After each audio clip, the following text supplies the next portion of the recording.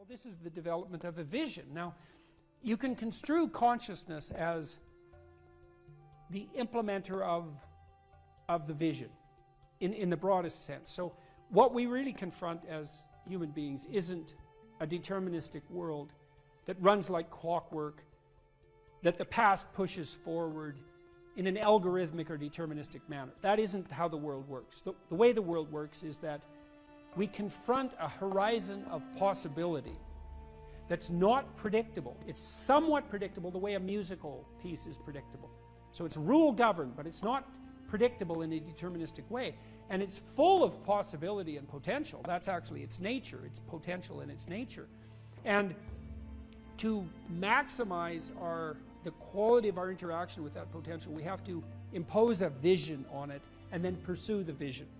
And so when you do the future authoring program, well, that's what you're trying to do, is develop a vision. So here's the first exercise. It's like, okay, here's the deal, all right? You get to have what you need and what you want. Maybe even better, you get to have what you need and want if you were treating yourself properly.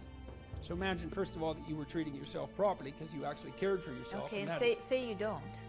Yeah, well, you don't. How do you help somebody? Well, you at least ask them to open the door to the possibility that maybe they could. So just imagine that you did. Not that you are, that you could, but that you tried. Think, okay, I'm a valuable person, maybe. And if I was treating myself like I had intrinsic value, like if you were treating yourself like you were someone you loved, so you can imagine doing this for someone you actually cared about.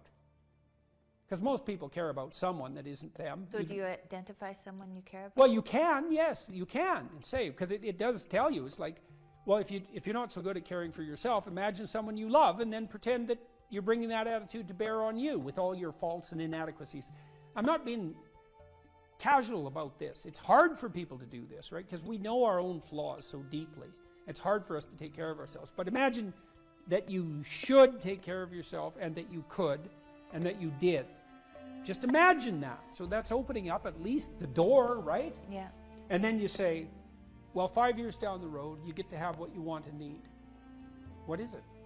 And so this is a deep question. So, because the question is this: your life is going to be difficult, and it's going to be marked by suffering and tragedy in all sorts of different ways. Disappointment and obstacle and betrayal and the whole panoply of human catastrophe. That's absolutely 100% definitely coming your way. Okay, so given that, and given that you want to live a life free of resentment and bitterness and premature aging and excess suffering, and that you don't want to be a burden to everyone around you, what would you have to make carrying that weight worthwhile? That's a hard question, you know. It's like, what justifies your suffering? That isn't how am I going to be happy. It's what justifies your suffering. Well, ask yourself. You get to have what you want. If you're taking care of yourself, what would it be? Okay, and so you write for 15 minutes about what your life might be like 5 years down the road if you got to have what you needed and wanted. And then we concretize it. You know, I had lots of clients and students who said, well, I don't know what to do with my life. What should I do with my life? And the first answer to that question is, that's not a very good question. Because it's like, what, do you want a one-line answer to what you should do with your life? Like, life is everything, and you want a one-line answer to everything. No. Bad question. You can imagine a desirable future, but it helps to particularize it. So one of the things you might ask is, where do people find meaning? And the answer is, well, in multiple places. Here's some places people typically find meaning. So if clients came to me and they were depressed, first of all, I'd try to find out, are you depressed? Or do you just have a terrible life, or some combination of those two? And you might ask, what's the difference? And that's a really good question. If you're depressed, you have a good life, but you're suffering. So what would it mean that you have a good life? Well, it means somewhat different things to different people, but you can kind of triangulate on it. Probably you have an intimate relationship, or at least you have the prospects of one. So at least you want one, and you believe that maybe you could have one if you don't have one, and probably if you have a good life, you have one. You have some friends. They're real friends. Right? You have some family members, children perhaps, if not children, parents and siblings, or perhaps both, grandchildren. You're nested inside a family, and your relationships with your family are desirable. You have a job or a career, and so if it's a job, well, then it's hard, and maybe you wouldn't have picked it as a vocation, but at least maybe you have good relationships with your coworkers, and you're doing something difficult, but that's actually socially productive and useful and generates an income. So that's not nothing. You're educated to the level of your intellectual capability, or you have plans to do so. You're taking care of yourself mentally and physically, and you have a strategy for dealing with the realm of signal temptation, drug and alcohol abuse and sexual misbehavior and that sort of thing. And then we've added one more recently, at least conceptually, that you've adopted a certain degree of civic responsibility, right? You're participating in the broader community in some manner. And if you're doing none of those, my life is meaningless. Are you doing any of these? No. Well, that's why it's meaningless. Those are the domains of meaning. If you're miserable and you have none of those things, the first thing to do, if you're a cognitive behavioral therapist with someone, is to say, well, how about we work on like one of these things to begin with? You know, you need some friends. You need to get out in the dating market. You need a job or a better job. You need an educational plan. Like, you don't have a life, so of course you're miserable, because without sustaining life, without sustaining meaning, life is just tragedy. And so your lot is misery. And so anyways, we ask people to go through these 8 different domains and say, okay, you can have what you want, but you have to aim at it. Sin means to miss the mark, by the way. It means to miss the target. That's what takes you away from God, is to miss the target. What target? Yeah, right. What target? Right. You got to at least know there's a target, then you got to try to hit it. You know, and maybe you don't even know where the target is, but your aim isn't good, but at least you've set up a target now, and you can practice. And so, well, if you had an intimate relationship, what would it look like? If you had some friends, how would you like those friendships to be conducted? If you had a job or a career, what could it be if you had what you wanted?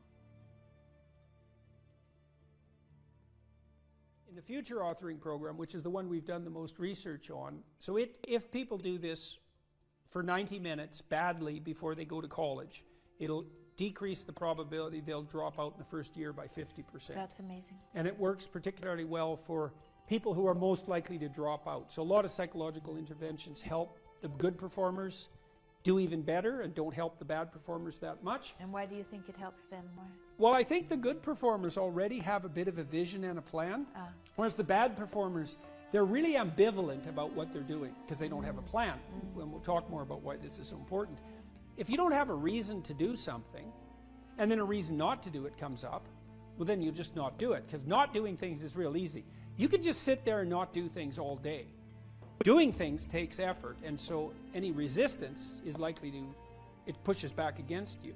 And so going to college, it's like, well, why is that difficult? Well, you have to get up, you have to go to your classes, you have to do the assignments, you have to do the reading, you have to write the tests, you have to believe that this path is somehow better than any other path you could be on, and there's innumerable other paths, and that it's better in some fundamental sense than just doing nothing or playing games or being purely hedonic.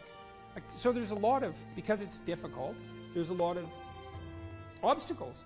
And if you don't have a reason, well, why would you overcome the obstacles? And so what happens when you do the future authoring program is 2 things. Is first of all, you construe yourself as the sort of person who could have a reason, right? Who could make a vision and impose it on the world. And how do you do that?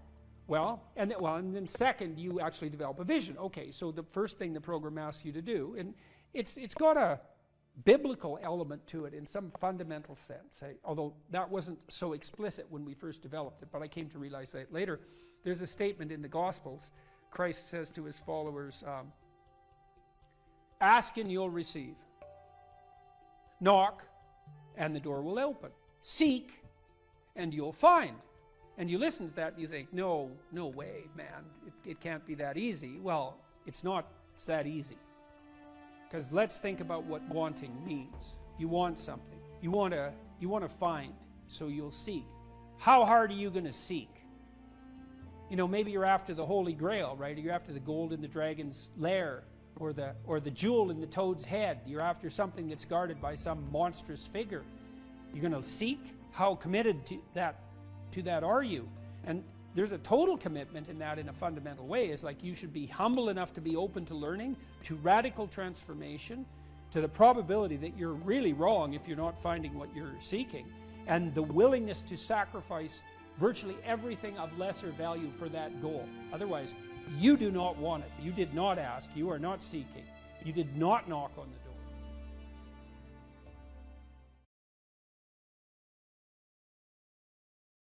If you pursue the things in your life that are meaningful, once you've oriented yourself, and that means accepting the challenges that come along with that, because one of the things that you'll find, you even find this in music, if you know a piece of music completely, then you tend not to want to listen to it anymore.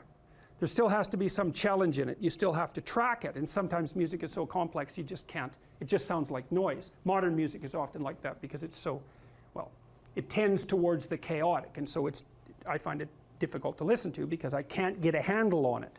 But then, you know, so it's too challenging, and then there's other music. Pop music is often like this. It's catchy the first 2 times you hear it, and then you never want to hear it again. It's too much, there's too much predictability and not enough chaos. And hopefully you find a piece of music that's somewhere in the middle. You can listen to it 50 or 100 times, and each time you listen to it, there's still some new nuance in it that you didn't expect before. And so, well, you kind of want to set up your life like that, so that, and I think you see that the phenomena of meaning manifests itself at the area, at the locale of optimal challenge. So if the thing, so one of the things, for example, I might say, well, let's say you want to set some goals for yourself. We say, well, they're remarkable goals, but they're too unattainable. You're just going to find it frustrating to pursue them. It's going to be too punishing. And then we might say, well, here's a goal, and you think, well, I could do that, you know, standing on my head. There's no challenge in it. Well, both of those two extremes are going to leave you in a state that isn't characterized by the optimization of engagement and meaning. One is too difficult, it's too punishing, it's the judge and nothing else, and the other is the ultimate and merciful mothers. It's like you win no matter how you play. So then you calibrate it. You say, well, you know, I'm up for a challenge at this level. I wouldn't recommend that, because that's just a bit like people do that. You might want to investigate your character in detail and decide, you know, what's going on at this level of analysis. That's pretty harsh, but you can certainly continually retool yourself at more micro levels, and I think what you do is you pick the level of retooling that optimizes your willingness to be engaged in it. And then what's so interesting about that is that, I think, is that you get the benefits of perfection, so to speak, while still being imperfect. Your actual imperfection has nothing to do with it. What's relevant is the journey that you're undertaking to rectify the imperfection. So instead of aiming to be the entity without flaws, you're aiming to be the entity that continues to realize its flaws and overcome them. Well, that's a game you can play forever. You don't take responsibility for things that you don't accept. You only take responsibility for things that you do accept. You say, well, the world is fundamentally flawed because its fundamental nature is vulnerability, intolerable vulnerability. I'm not going to take any responsibility for that. That's really Cain's attitude in the story of Cain and Abel. He externalizes responsibility for the catastrophe of his life, and therefore he doesn't make the right sacrifices. And so the paradoxical injunction here is, accept responsibility for the catastrophe of your life, and that way you transcend it simultaneously. And there's an unbelievably hopeful message in there, and the message is, you're actually strong enough to do that, you just don't know it. And you won't find out till you do it. You can't find out till you do it. But if you did it, you'd find out that it was true. It's a massive risk. It's the ultimate in risks, right? You have to be willing to lose your life in order to find it. It's like, exactly right. So that picture, when I started to understand that picture, well, every time I look at it, it just blows me away. I can't, it's unbelievably, it's an unbelievably sophisticated set of ideas. But I don't think it's much different, really, than this idea. I mean, Buddha finds his enlightenment under a tree. It's not fluke that that's the case. That's his natural environment. And he's sitting in the lotus here. The lotus opens up. It's this thing that springs up from the depths. And he sits there illuminated the same way. He's got a halo that's the sun that stands for higher consciousness. And he's transcended by accepting the fact that life is suffering. He's transcended the limitations that are part of mortality. You see that symbol there? That swastika, you see it there? It's reversed. The Nazis reversed it. Well, think about that. I mean, they weren't stupid. Their symbols had meaning. Is what the swastika represented was what this represents reversed. Well, that's a very bad idea.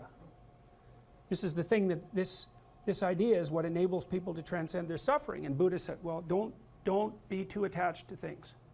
And what does that mean? It doesn't mean deny the world. It might mean deny the world if you're too in love with the material, like with material well-being, let's say, then your pathway to transcendence and meaning might be to abandon that because it's constraining you. It's making you less than you could be. But the fundamental lesson, the more fundamental lesson that's underneath that is don't let what you are stop you from being what you could be. Right. And so then the question is, well, what do you identify with? Do you identify with what you are? Then you're a tyrant. Do you identify with chaos? Because that's the opposite of order, say. Then you're nihilistic. Well, you don't identify with either of those. You know that they're both necessary. You know that you have to live with both of them. But you identify with the capacity to continually transcend what you are. And then you seek out error. That's what humility is. It's like, I'm error-ridden.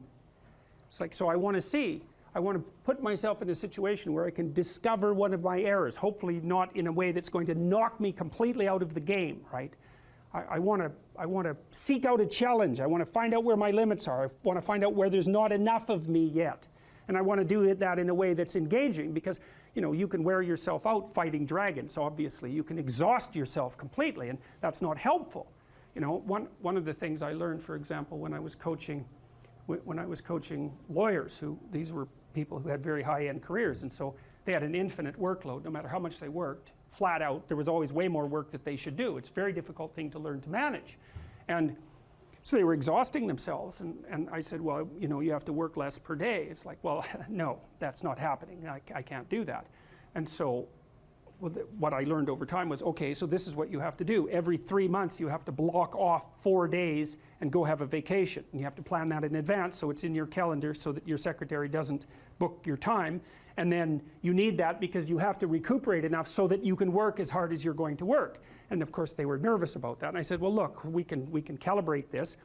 Let's keep track of your billable hours over the next year and see if they increase or decrease. Because I bet you if you take more time off, you'll actually have more billable hours. You'll actually have your cake and eat it too. You'll get to have a vacation and you'll be more productive. And that inevitably that was what happened. And so that's a matter of calibrating the game properly, right? You want to play a game that you can play today, but also one that you can play next week and next month. We're not talking about, you know, your career this week. We're talking about you having a career that lasts 30 years, that doesn't kill you, that doesn't make you hate yourself or the job, that doesn't make you bitter, that doesn't wear you to a frazzle. So it has to be optimized. And so I think that you can, in fact, decide to take on the load that's optimally meaningful if you want, and then you get to have your cake and eat it too. You're on the pathway to continual incremental improvement. You only have to burn off a feather at a time instead of having the whole bloody thing burst into flames. But it's a constant source of renewal. And there's an idea that to be renewed, you have to drink the water of life, right? That's an old mythological idea. And what's the water? The water of life, chaos is water. Water is chaos. Water is what washes away too much order. And to stay continually, let's say, refreshed by the water of life is to take on exactly the right amount of chaos to make sure that your garden is properly nourished. And I think meaning is actually the marker of that. And as I said, you know that I wouldn't consider myself either naive or particularly optimistic person. I don't think I'm either of those. But this is actually an idea, this is one of the only ideas that I've ever found that I really believe to be rock solid. I actually think that it's true. And it's very optimistic because it says you can use your sense of meaning to calibrate your progress through life. But there's rules. You have to aim at the highest possible good that you can conceive. Now, and that's subject to update, because what the hell do you know? But you start by aiming at the star you can see rather than the dimmer one that you can't yet perceive. And then you decide that you're going to do that honestly, right? That's a big decision. So the first decision, I think, in some sense, is a decision of love. You're going to decide that being is worthwhile and that you're going to work for its betterment. And that's a decision that's based on love. And the second decision is based on truth. Having made that decision, you're going to play a straight game. Having made those two decisions, I think that you can allow your sense of meaning to calibrate your pathway.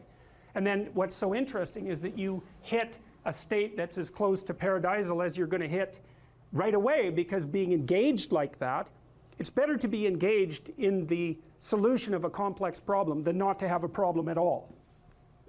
And that's no different than saying it's better for there to be being than non-being, because being is a problem. And so if you want to have no problems, then you have no being. And you could say, well, being is so miserable that maybe that's the route we should take. And fair enough, but maybe you can have your cake and eat it too. You can have the damn problem. It can be a problem worth solving, and you can be so engaged in solving the problem that it justifies the fact that the problem exists. And then you get to have the problem and the solution at the same time, and maybe that's better than not having the problem at all. And I believe that, because one of the things I have seen, and I've seen this being so interesting when I've been lecturing to people, especially more recently, and this has also manifested itself on YouTube. I'm talking to people a lot about responsibility, and it's young men in particular that seem to be responding to that. And I think that's partly because I think that young women, in some sense, have their responsibility map already laid out for them. It's also less voluntary in some sense for women, because they have more complicated problems to solve in the first part of their life, right? Because they have to get the family problem solved. But whatever. I've been talking in a very delineated manner about responsibility, which is a strange thing to sell to people, but responsibility is what gives your life meaning. And so then you might say, well, then take on ultimate responsibility. And what happens? You have an ultimately meaningful life. And then you might say, well, if your life is ultimately meaningful, it doesn't matter if it's punctuated by tragedy or even predicated on tragedy. It's worth it. And I think that's true. And everything I've seen indicates to me that's true. Every time I get my clients to take on more responsibility, and it isn't an injunction. You're a bad person, you should take on responsibility. It has nothing to do with that. You can define the damn responsibility. It isn't something that someone else should impose on you. It's not a matter of doing what you should do in some abstract manner. It's not that. It's the choice of what game you're going to play. And you can play the game of the seeker, I would say, and if you play that game, then everyone wins. And it's the best game you can play. And so the answer, in some sense, to the tragedy of life, to the catastrophe of life, to the fall, is to adopt the responsibility of mortality that goes along with that, and to play that game maximally. And paradoxically, it's in the willingness to do that the solution emerges. And I have done my best with every single thing I've talked to you guys about. I have done my best to do what Dostoevsky does in his novels, which is I make a proposition and then I spend months or years trying to figure out if I can take the bloody thing apart, if there's something wrong with it, because I want to find out. I want to hit it with a hammer and see if it breaks. And what I've been trying to do is to tell you all the things that I've gathered, let's say, or laid out or articulated or discovered over the last 30 years that I have not been able to break with the biggest hammer that I could take to them. And I guess that's the fundamental one, is that I believe that the idea that lurks in these images, derived from very different cultures, it's the same idea. Life is suffering. Right. Indisputable. What do you do about that? You voluntarily accept it and then strive to overcome the suffering that's a consequence of that. And you do that for you, and you do that in a way that makes it better for other people. And then that works. And one question might be, well, how well does it work? And the answer is, the only way that you can find out is by trying it. That's it. That's the existential element of it. The proof is to be derived by the incarnation of the attitude in your own life. No one can tell you how it will work for you. It's the thing that your destiny is to discover that. And you have to make the decisions to begin with. It's like, because you can't do this without commitment. You have to commit to it first. That's the act of faith that Kierkegaard was so insistent upon. You have to say, I'm going to act as if being is good. I'm going to act as if truth is the pathway to enlightenment. I'm going to act as if I should pursue the deepest meaning possible in my life. And there's reasons to do none of those. They're real reasons. So it's really a decision. But you can't find out what the consequence of the decision is unless you make the decision.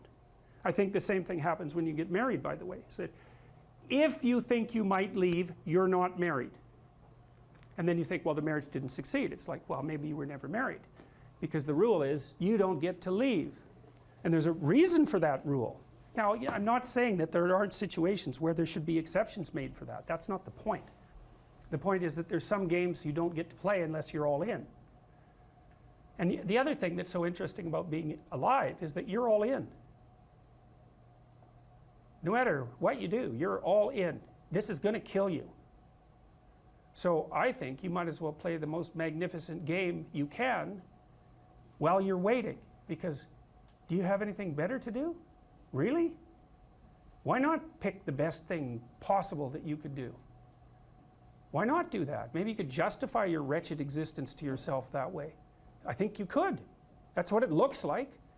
You know, people find such meaning in the responsibilities they adopt, it stops making them ask questions about what life is for. If you have a newborn child, for example, like unless you're really in a bad way, psychotically depressed, or maybe your personality really needs some retooling, you stop thinking about anything but ensuring that that baby is doing well. And if someone comes along and asks you an existential question about your commitment to that, the right response is, why are you asking me such stupid questions when this is manifesting itself right in front of your eyes? Like, how blind can you be? That isn't a time for questions about the meaning of life. The answer is right in front of you. And if you can't see it, it's not because life has no meaning, it's because you're blind. I mean, that's what the image of the Virgin Mother and the child is all about. It's like, what's the answer to the meaning of life? Here's an answer. It's like, well, I'm going to criticize that. Well, go right ahead. You know, it's like what you're like a what do you call that? A termite gnawing on a temple. There's no utility in that sort of criticism. It's blindness. And it's the same thing with regards to the path of the hero. It's like it glistens in front of you and you can criticize it. It's like, fine. Put the cart before the horse and see how far you get. So I thought, to bring full closure to the class, I was trying to solve this terrible puzzle that confronted me and many other people about how it was that human beings got themselves in such a tangle about what they believed. Such a tangle that we were pointing the ultimate weapons of destruction at one another, which, by the way, we are still doing.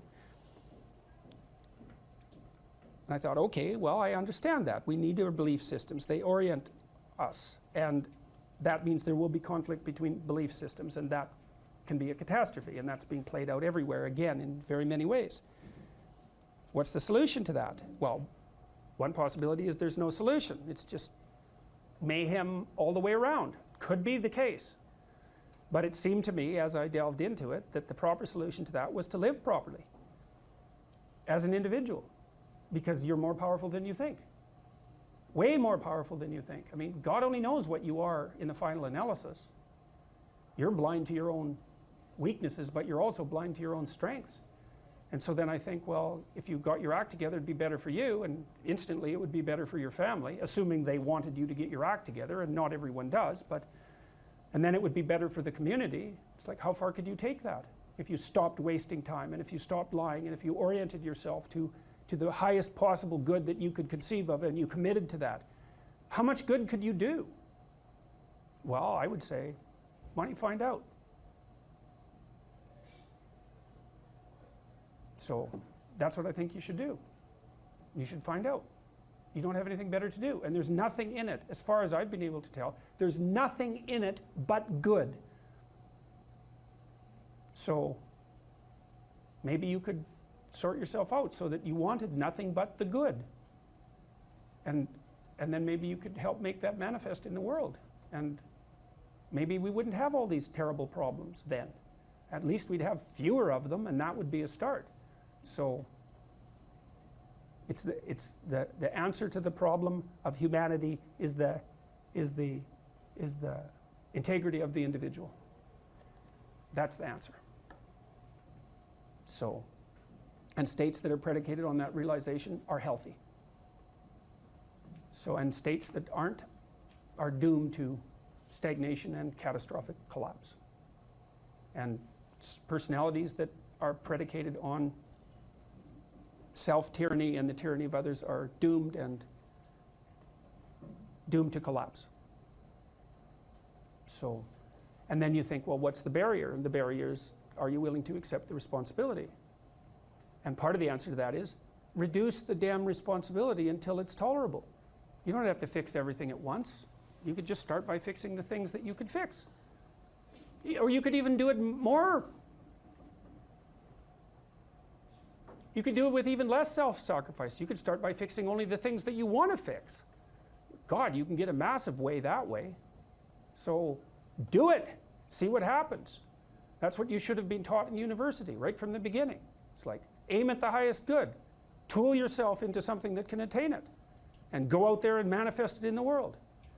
And everything that comes your way will be a blessing. And so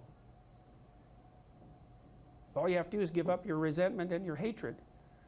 I know that's a hard thing to give up because you have plenty of reason for it.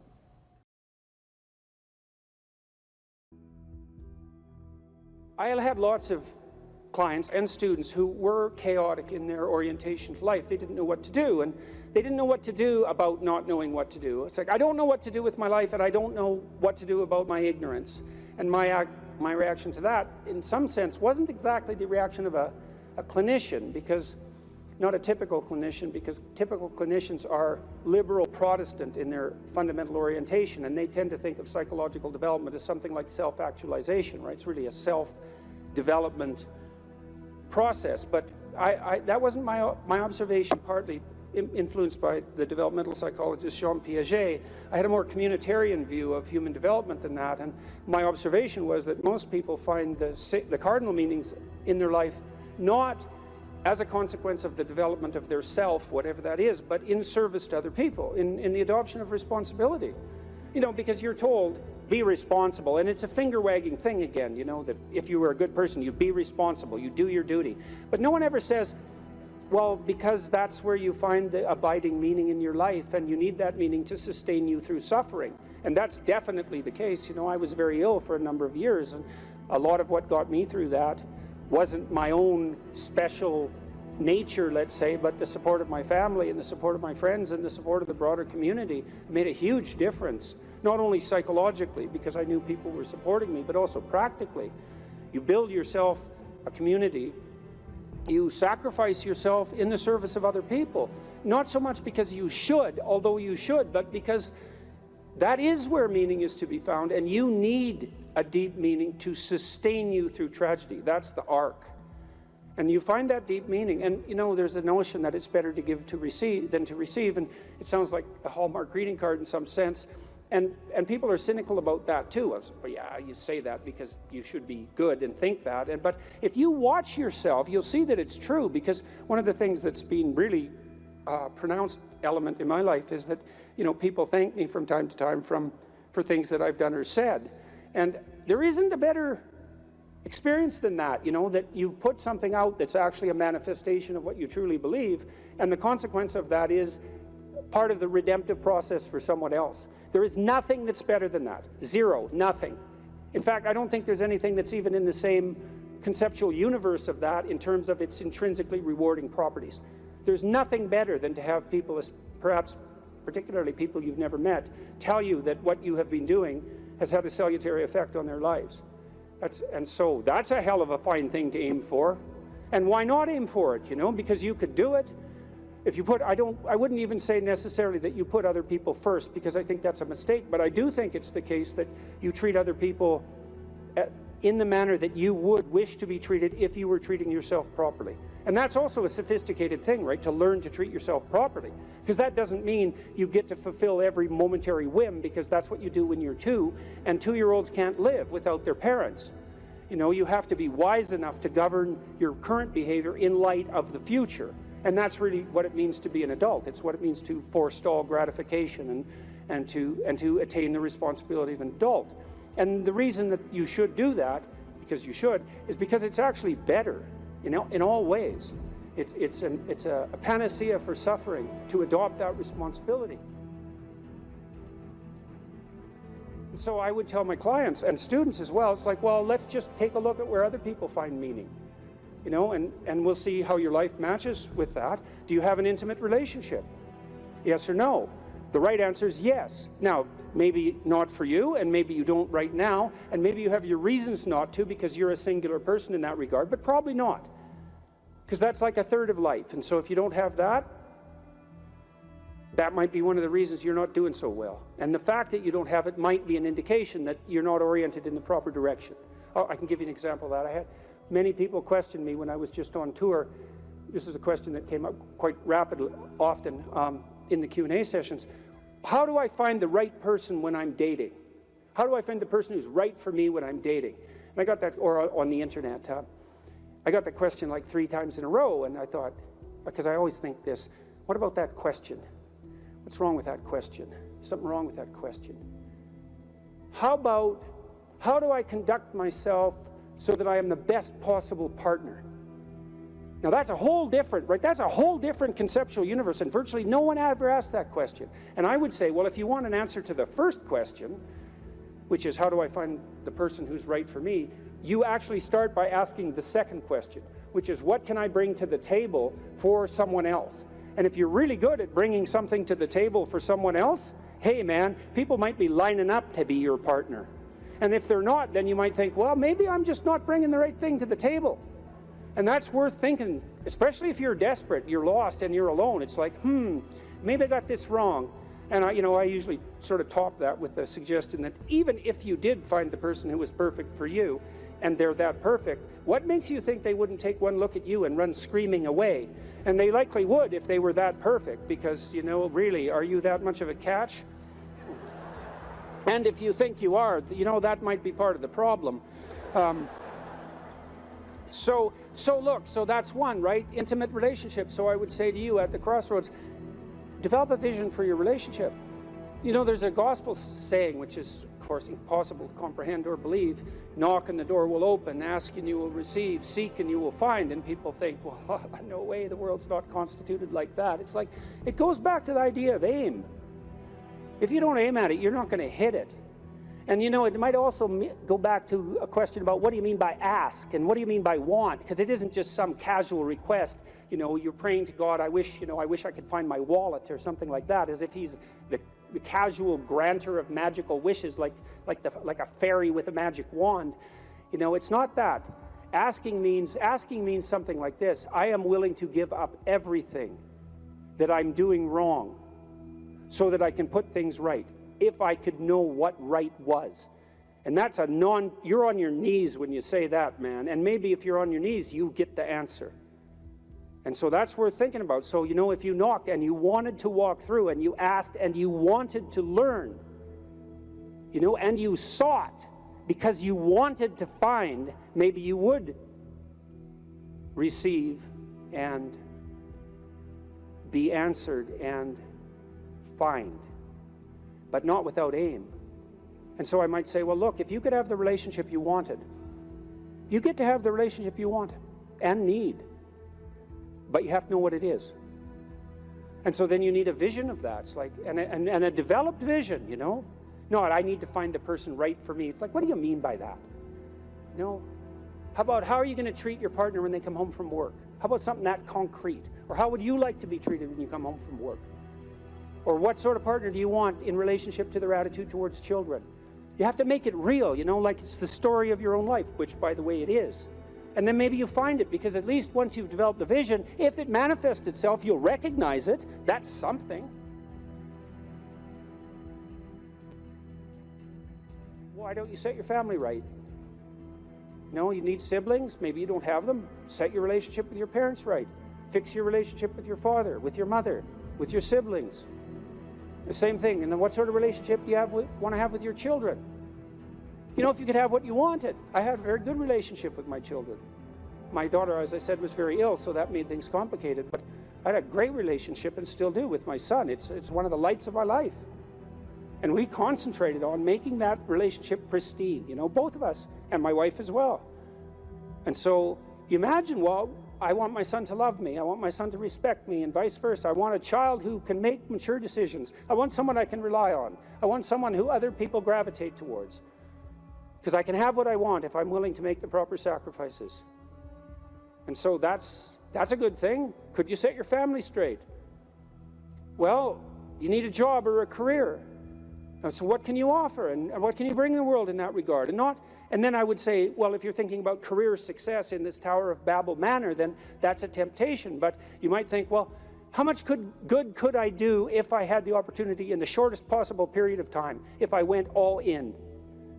And then there's an aim, man, there's an aim. And then you might think, well, what would that look like? You know, if I was a light to my community, if I was a light to the people I work with, who would I be if I was like that?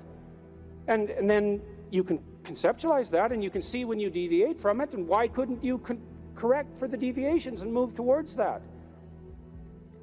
And then you might say, well, are you going to make productive use of your time outside of work? Productive and generous use of your time? Productive, generous, and meaningful use of your time. How about that?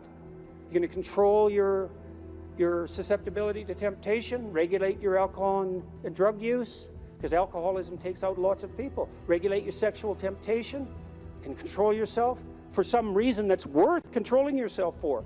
You know, because there's something to being sybaritic. There's at least the momentary pleasure. It's not nothing. And you're not going to sacrifice that, if you have any sense, unless you sacrifice it to something clearly better.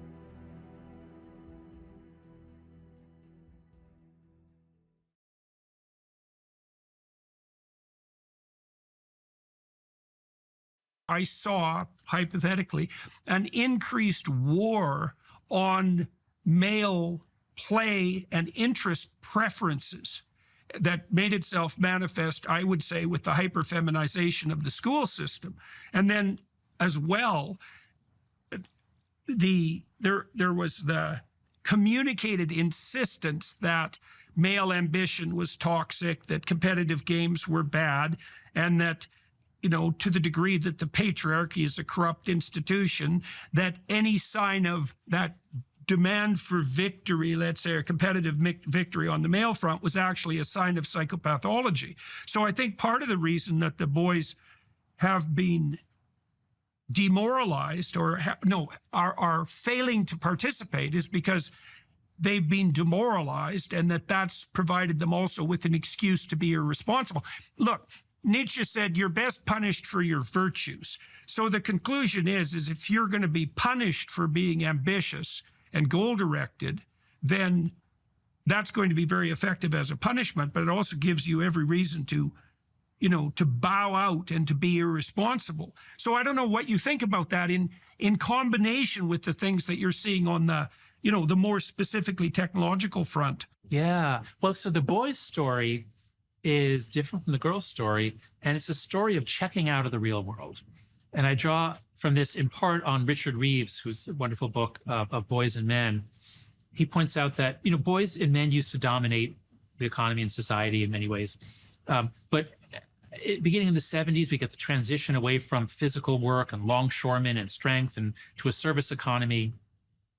And we get, and girls are rising, which is great.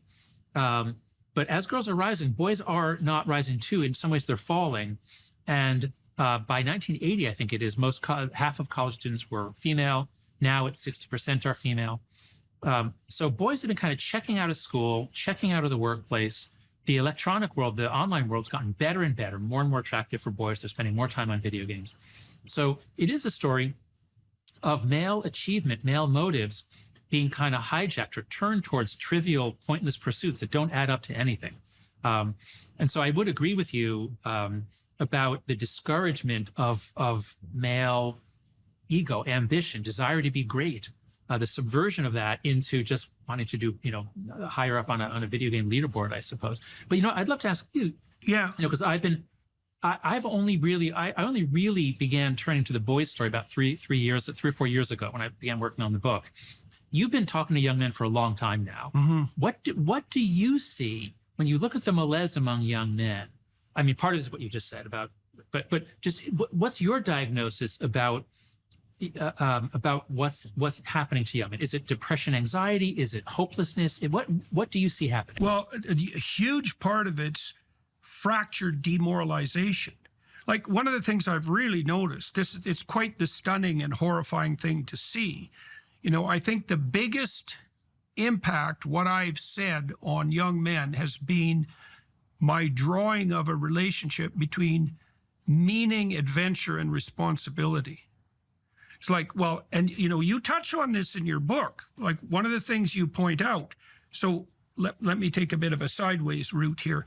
When the big five theorists were laying out the semantic webs associated with negative emotion, neuroticism, McCrae, in particular with the Neo Big Five, noticed that self-consciousness and neuroticism were so tightly associated semantically that they were indistinguishable. So here's the rule. This is the rule, and you allude to this. If you think about yourself, you are going to be anxious and miserable. Those are the same thing. And you know that when you're possessed by a bout of self-consciousness. It's not pleasant. Okay, so then you might say, well, what do you do about that? And one answer would be, well, don't focus on yourself. But you can't not focus on yourself. You have to focus on something else. Okay, so what do you focus on if you're male? Well, you focus on responsible service to the future and others. Well, why? Well, because that gives you what you described as that slow dopamine kick. It's like and that's not happiness, it's meaning. Those are very different things. Happiness is that like hedonistic kick that can be hijacked by the AI machines. Meaning is less intense but more sustaining. Okay, so where do you find that? And that's simple. You find that in the adoption of maximal responsibility. That's burden, that's challenge, that's play if you do it right. That's also the sacrifice that civilization is founded on. And one of the things that we might note, Jonathan, is that the default man is useless. Right? So, so for example, I'm going to get myself in trouble here, but I don't really care. So in the Arab world, broadly speaking, the Arab world produces about as much as Spain. Okay, well, why? Well, it's part of the reason is the men don't work. Now, that's not surprising. What's surprising is that any men ever work, because work is difficult and it requires sacrifice. And so the question is, and this is the anthropological question, the question of initiation, how do you socialize and civilize men? Because the default is going to be trivial hedonism. Of course it is, because it's easier. Of course it's going to be the default. The default's always what's simpler and more fragmented. Well, you tell them a story of heroic responsibility, and you draw, even more importantly, you draw a connection between responsibility and adventure. And so it's so interesting because so many men have reflected this back to me, and I literally mean thousands, because I've said, what you do is you look for the maximum burden, and you note that in service to that, you find meaning. And so you can do that with truth. You can do it with responsibility. And the young men will come up to me, and they do this daily, I would say, and say, 5 years ago, I decided I was going to start taking responsibility for myself and tell the truth. And like everything's changed in consequence, everything. And so what we're doing this bigotry of soft expectations with men. And one of the things I got right at the beginning was see, the male attitude towards younger men isn't the feminine ethos of acceptance. So you could imagine the dynamic in a family is that this is a stereotype, but I'm going to go with it anyways. The mother says to the child, "You're lovely the way you are." And the father says, I kind of like you, but you could be a lot more. And those are good. Those are really good together, because when the child goes out from the mother, he's encouraged, let's say, by the masculine, go out. And then when he's exhausted, or she's exhausted for that matter, she can come back to the mother and be accepted. And that's the standard pattern of, security seeking and then exploration. Now, what I've been doing with young men is saying to them, you could be a lot more than you are. And it's an insult in a way, because it means you're not good enough now, but it prioritizes the optimized future self. And that's actually hugely advantageous, and so I think what we're doing that's wrong with young men, well, and I think we're doing it to young women too in a more subtle manner, is not asking, not requiring, or even demanding nearly enough. So they default to trivial hedonism, obviously. Is there room for jealousy and insecurity in a relationship? Is there a healthy amount of jealousy that people should have in a relationship? Or does jealousy and insecurity only cause more suffering and pain in a relationship? Well, I think there's a reasonable amount of proprietary interest, let's say. I mean, in a classic monogamous relationship, a marriage, there's sexual fidelity as a crucial element of that. And maybe you'll make an arrangement that differs from that, but it's not easy to chart uncharted territory like that. I mean, if you want to have an adventure like that with a partner, a monogamous adventure that also includes sexual exploration, well, maybe you can pull it off, but I doubt it. It's really complicated. Yeah. Let's say you're not having sexual exploration with other people and you're telling each other the truth and you're being honest. Is there room to be jealous or insecure in that relationship? Or does jealousy typically cause more harm than it does, spice and good, I guess? I think jealousy probably causes more trouble than good, but that doesn't mean that there's something wrong with the proprietary interest. Mm-hmm. Should you care if your partner pays undue attention to someone of the opposite sex they find attractive? Well, probably you should care. You might even say something about it. They might even be happy about that, right? Because it indicates that you noticed and that it matters to you. Now, I think it shades into jealousy when it's harmless interactions. It's interactions that would be regarded as harmless by a third-party observer, let's say. Mm-hmm. I know that's a very difficult line to draw, that are being magnified as a consequence of insecurity on the part of the observer. Or there's envy, where your partner is attracting attention, status, success, any of those things, and you're jealous of that. That's not helpful. You should be pleased. The optimal situation is for you to be pleased when your partner is successful. I don't think competitive couples, I don't think competition between people who are in a monogamous relationship is useful, particularly. It's not zero-sum competition. Yeah. I mean, you can compete in a game-like sense. Right. Fun, fun, playful competition, but not. Yeah, but not existential competition. You're on the same team. That's the point. Right. And if one of you is feeling left behind for one reason or another, it's time to throw that out on the table and say, look, I'm playing second fiddle here far too often. What can we do about that? Well, it looks like you need it. And like, I've got an adventure. It looks like you need one too. Well, how can we rearrange the situation so I have my adventure?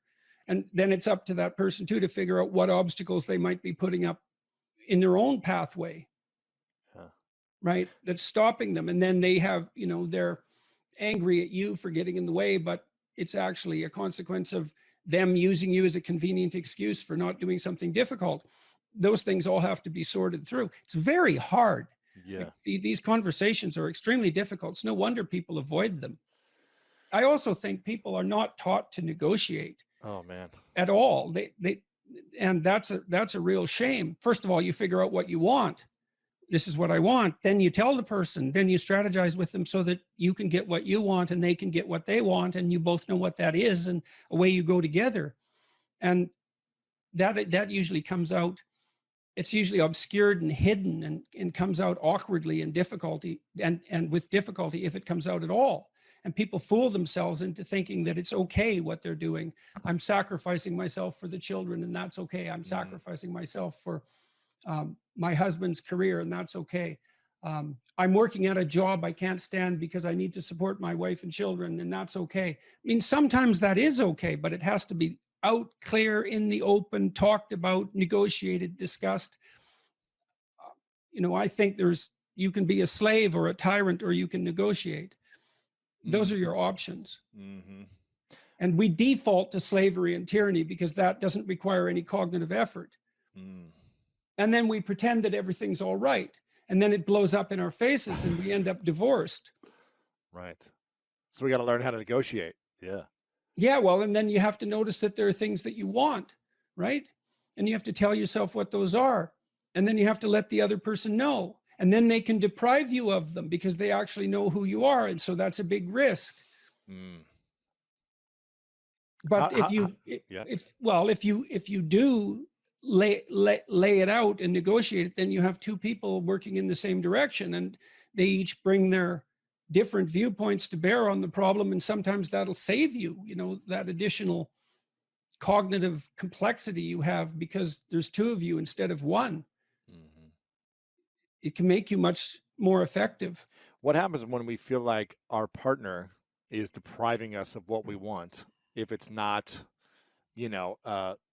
infidelity or something of the likes of being with other people, but something else that we want in our life, a goal. Well, sexually, that happens all the time.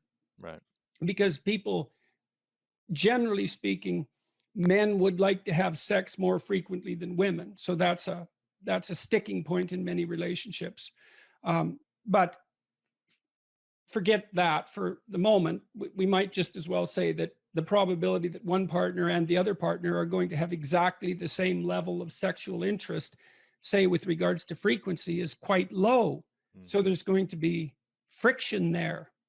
So what do? Well, you negotiate about it. It's like, well, I'd like to have sex 15 times a week. Well, I'd like to have sex once a week. Right. Okay, well, the logical meeting point there would be in the middle. But then that has to be planned out. And you also have to say exactly what you mean. Well, exactly what do you mean by sex? Because there's all sorts of variations of sex, ranging from just intimate closeness to full-fledged sexual activity of various sorts. And the various sorts matter too. And these are painful discussions often. It's very funny in some sense that people will do and desire things that they won't talk about, right? They'll engage in the act, but they won't engage in the negotiation. And they won't admit what they want. Why is it so hard for us to admit what we want? We're ashamed of it. That's easy with sex. Sex and shame regulates sex. People say, well, you shouldn't be ashamed of sex. It's like, well, really? Really? No, that's a stupid theory. We arrest people who expose themselves in public. Why? Well, because we don't want people masturbating in public. We assume they should be ashamed enough not to do that. Shame regulates sexual behavior. So we're embarrassed about our desires. And, naively, you'd think, well, you can just shed that. Well, first of all, no, you can't. And second of all, it isn't obvious at all that you should. What you might be able to do is to determine how to play out your sexual life in the confines of your relationship in a manner that neither of you do find shameful. But just think how hard that is. Like, you think, well, that's what I want. It's like, but then you think about how unlikely that is and how difficult it would be to attain it. You could say that if that ever happens to you in your life once, you're lucky, that it's perfect. Now, I think that's pessimistic, because I believe that solutions to that problem can be negotiated, but it's not. It's what everyone wants, but it's an extraordinarily difficult thing to bring about. So let's say you want the ideal romantic evening. Well, okay, what are you going to do about it? Are you going to put yourself in reasonable physical shape? So you're attractive? Are you going to make a playlist and put some time into it? Are you going to buy some candles? Are you going to buy something nice to wear? Are you going to wear it? Are you going to dare to wear it? That might be true for you and for your partner. Are they going to dare to wear it? Are you going to be smart enough, if they do wear it, to respond in a way that makes them feel confident and increases the probability that they'll do it again? Are you going to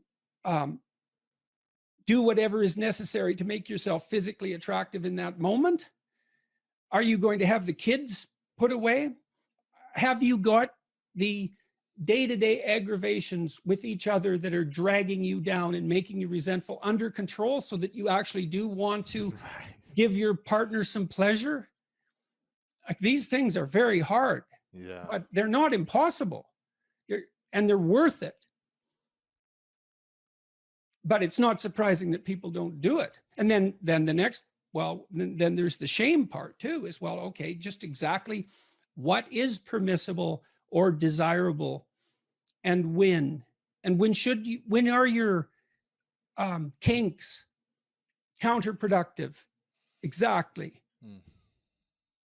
We certainly can't have that discussion as a culture. On the one hand, we think, we're so split on this. On the one hand, we think any sexual misbehavior should be subject to the harshest of punishments, and everything goes and is acceptable. It's like, well, good luck having both of those ideas. Right. It's so interesting to me to watch this. There's just outrage, constant outrage about sexual misbehavior. And fair enough. Like, that doesn't surprise me. When you mean sexual misbehavior, you mean someone cheating or someone having an affair, or what sexual misbehavior? Yes, or unwanted sexual attention or sexual harassment. And I'm not saying these things don't happen, or that they're not nefarious and awful. Obviously they are. It's no wonder that happens. But at the same time, we also are obsessed with the notion that any sexual interest of any sort whatsoever, with the possible exception of sexual interest in children, is absolutely laudable.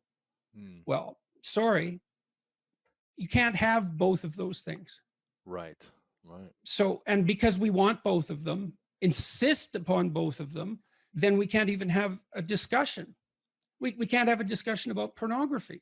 It doesn't look to me like pornography is really a very good idea. I don't think it's helping anyone. Now, there might be codicils to that, freedom of expression, some potential educational utility, the pleasure that's a consequence of sexual utilization of pornographic material.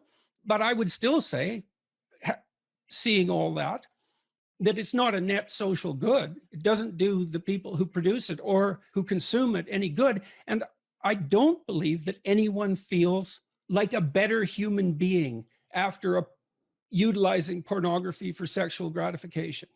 Now, you might say, well, that's because they've been shamed about sex since they're born, and and that's a consequence of our crooked culture. And in a utopian world, we wouldn't have that shame. And no, it's way more complicated than that.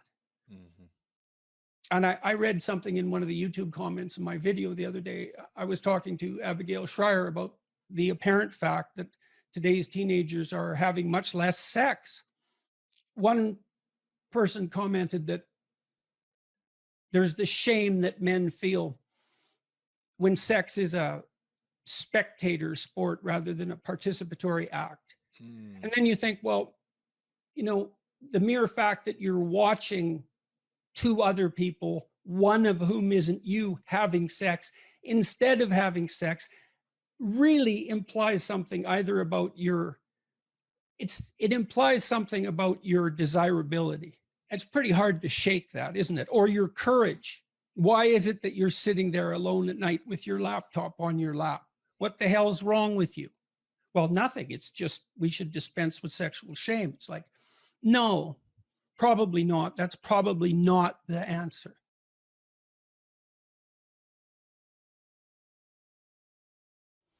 I called the course Personality and Its Transformations, and I think you could think about that as a restatement of the idea of being and becoming. And that's what you are. You're, for whatever that means, you're an entity that both is and is transforming. And there's a rule that goes along with that, by the way, which is don't sacrifice who you could be for who you are. Which means if you have to choose to transform in a positive direction or maintain your current position, then it's better to transform in a positive direction. So you might even think of that as the core of your being. That's a Piagetian idea. It's a Jungian idea as well. Who are you? You're the thing that transforms who you are. Now, you're also who you are, but on top of that, you're the thing that transforms who you are.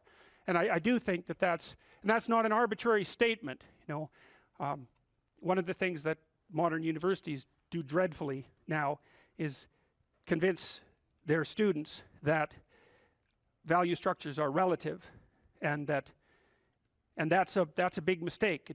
There's a lot of things wrong with that idea, and one of the things that's wrong with that idea is that doesn't include what I just mentioned, which is that's a good moral rule, is you are the thing that is and you're the thing that becomes, and you should put the thing that becomes at a higher place than the thing that is. That means you also have to allow yourself to shake off those things about you that you might be pathologically attached to, habits and people, for that matter, ways of thinking, all of those things.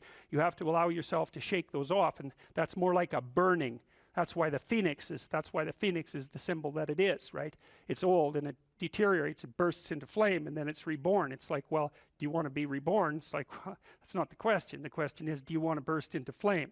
And the answer to that generally is no, but that's the wrong answer. The right answer is you let all that nonsense burn away. And you know, and you might say, well, I don't know what I should leave behind. And the answer to that is that's a lie. You know some of the things that you should leave behind. All you have to do is ask yourself. You'll come up with a list instantly of 100 stupid things that you're doing that you know you could stop doing. Some of them maybe you don't know you could stop doing. It's like, well, fine, leave those alone for now. But there's a bunch of things you perfectly know well that you could stop doing that would improve your life. And so do that, see what happens. That's a good idea.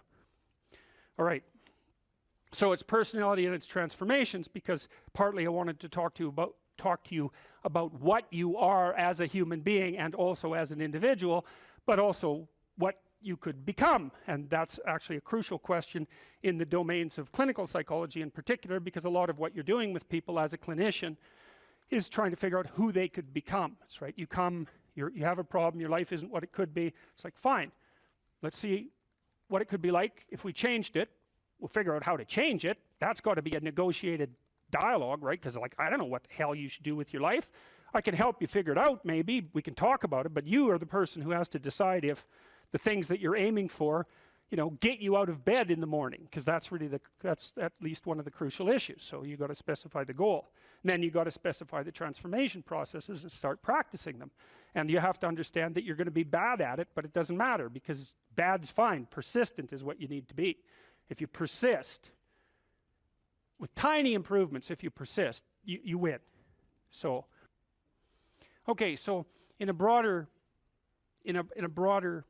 context, you can think about this as a more fundamental ontological question. So one question is how you should act in the world. The other question is, well, what is the world? And that's a complicated problem. This is a scientific answer to that question, and that is that the world is a collection of objective phenomena, and that's a very powerful perspective. And we have a good method for determining what the world is like as a collection of objective phenomena. And that's made us very technologically powerful, and so more power to us and all that, but leaves a question unanswered.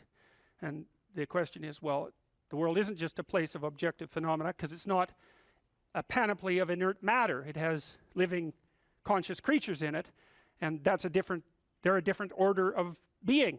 And the fundamental issue for conscious active creatures is not what is the world from an objective perspective, but how it is that you should conduct yourself in the world. And there's a kind of unbridgeable gap between those two domains of inquiry. And I think the reason for that is that the scientific method removes value from its descriptions. That's actually what it does. And so once you're left with value-free descriptions, it's very difficult to extract out a value proposition from them, because that's the scientific method removes the value propositions. You're supposed to be left with only that which is objective, right? And the value propositions are in the domain of the subjective. So I think the idea that you can derive what you should be or do from a collection of facts is flawed, A, because the collecting the facts themselves gets rid of the value structure, but B, there's an infinite number of facts, and so how are you going to pick which ones should guide you? You can't. You can't. You have to do something else.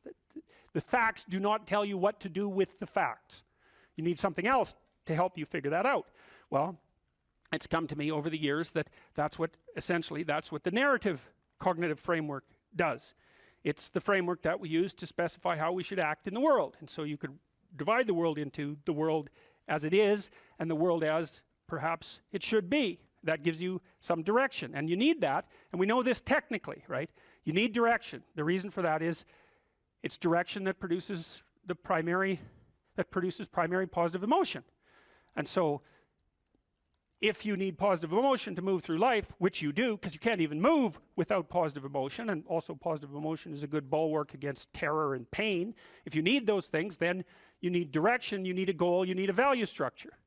So that doesn't seem particularly disputable to me. You could still say, well, what value structure? It's like, okay, fine, that's a good question. But I've thought a lot about that too. So if we're going to adopt a value structure, there's a couple of rules that go along with it. And this is why the bloody postmodernists are wrong, as far as I can tell, is A, it can't just be my value structure, because I'm stuck with you. And we're both stuck with all these other people.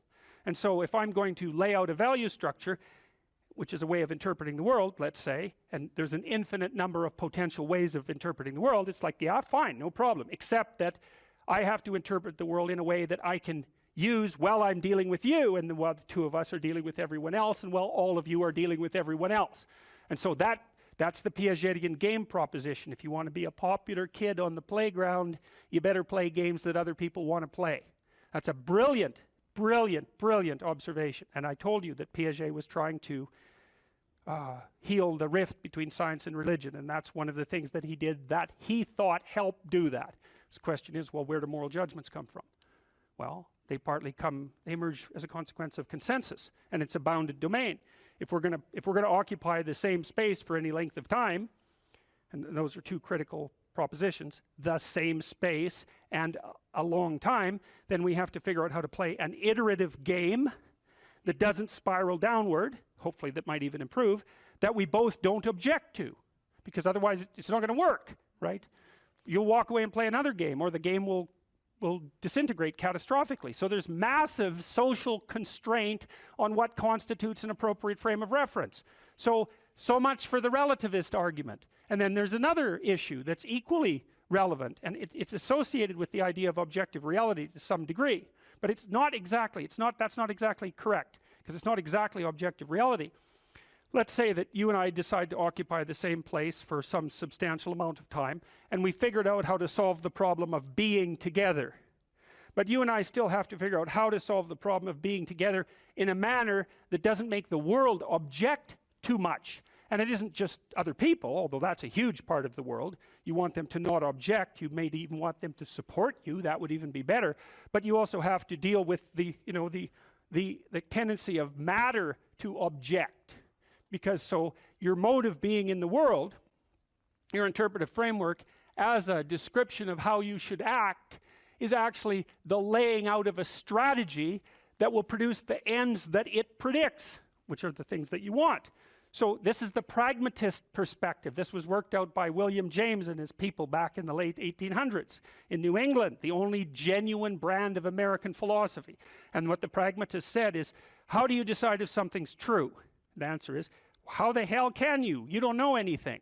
Well, that's true, but that isn't helpful because there you're stuck with the problem of how to be in the world. Well, so what you do is you lay out a mode of interpretation that has an endpoint. And then you run the mode of interpretation, embodied, right, because you act it out. And if it doesn't produce the outcome, then it's not, well, let's say true. The claims within it they're not true by the definition of the game itself. So you might say, well, you're a kid on a playground. You want to play a game. One of the implicit demands is that the game is fun. If it's not fun, it's not worth playing. So you play it for a while, and then you see, well, was that fun? If the answer is yes, then you keep playing the game. You say, well, that game it's good enough, it's accurate enough, it's true enough. And so you lay out interpretations in the world, and they're subject to massive constraints. Other people have to go along with them and cooperate with you, because if they don't, then look the hell out, like it's a major, serious, non-trivial constraint. And then the other thing is, well, social proof isn't good enough. It also has to work in the world outside of the social world. So if you have an illness and you have some hypothesis about how to construe it, you might say, well, is my understanding of the illness correct? Well, it implies that I take these actions. Well, how do you know if it's correct? Well, you take the actions, and if the illness gets worse, then by the definitions that are implicit in the framework of reference that you're using, you've made an error. And so there's no relativism in that. You could still say, well, there's a lot of potential solutions to any potential set of problems. It's like, yeah, there's lots of different ways to play chess on a single board. Right, but that doesn't mean that any old solution is as good as any other solution. It doesn't mean that at all. So, okay, so then we're looking at things two ways. We're trying to figure out, well, how does the world present itself, and then how is it that you should act in it? And so,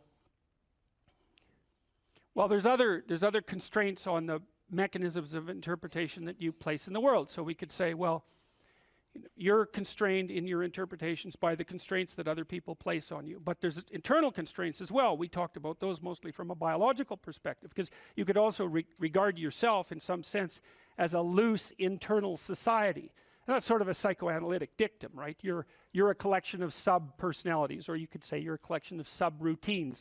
I don't care how you formulate it, but you're a unity, but you're a unity that brings together a plurality of subcomponents. And part of the constraints on how it is that you lay out your interpretation of the world is that you have to satisfy those internal subsystems, right? So you're the ego, but it's more like you're the captain of a ship full of people who are rowing. You got to keep the people rowing. You're not tyrant. You're not omnipotent tyrant of your own destiny. You're constrained by the nature of your own being. And so you have to provide yourself with food, and you have to provide yourself with shelter, and you have to provide yourself with water, and all of these things. And those are demands that are laid on you by the nature of your internal processes. And of course, how they lay themselves out as demands and what the appropriate solutions to that to those problems is debatable infinitely. But you can see the constraints stack up. You have to satisfy your internal constraints. So they have to be brought into a unity. That seems to happen, at least in part, but between the ages of 2 and something like between the ages of birth and 4 years old, maybe even 2 years old. You bring yourself together into something that's sort of functioning as a unity. Then you have to turn that unity into a unity that can function in the social world with increasing breadth. And that unity in the social world has to be a unity that can function inside the natural world. It's something like that. So you're stacking up these games into a hierarchy of increasing complexity. And one of the questions that emerges from that is, well, what should be at the top of the hierarchy? If it's a hierarchical structure, it has to be a hierarchical structure because some things have to be worth doing more than others, or you can't act, which is another thing I really don't like about the postmodernist ethos, because it claims that value structures are there to eliminate, to exclude and oppress, and never once notices that, well, yeah, fair enough, but value structures are also there so that you know which way to walk, because you can't figure out which way to walk without saying that that direction is preferable to that direction. So you're stuck with the damn things. And they do exclude. Obviously, category structures exclude. The question is, if you're going to have a value structure, how is it that it should be constituted?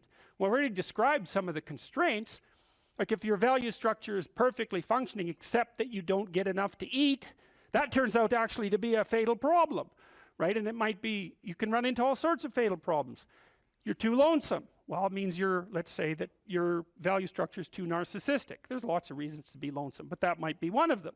Or you're too timid or something like that. Like, you're going to be informed by your own internal biological mechanisms when the value structure that you're laying out in the world is insufficient to keep itself propagating across time.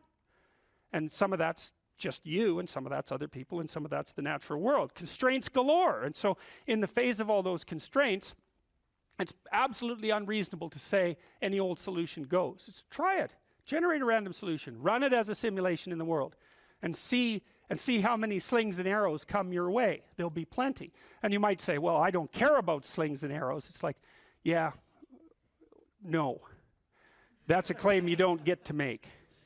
So, okay, so you're being informed internally as to the nature of your value structure. You have to specify where you are. You have to specify where you're going. You have to integrate all your underlying biological mechanisms into that schema. It's something I think that's actually kind of weak about the Piagetian ideas, hey? Because Piaget, I'm a great fan of Piaget, but Piaget tended to think that the child came into the world with nothing but a set of reflexes. I mean, that's his technical claim, and that you bootstrap off those reflexes, and I think it underestimates the degree to which the child comes into the world as an already prepared unit.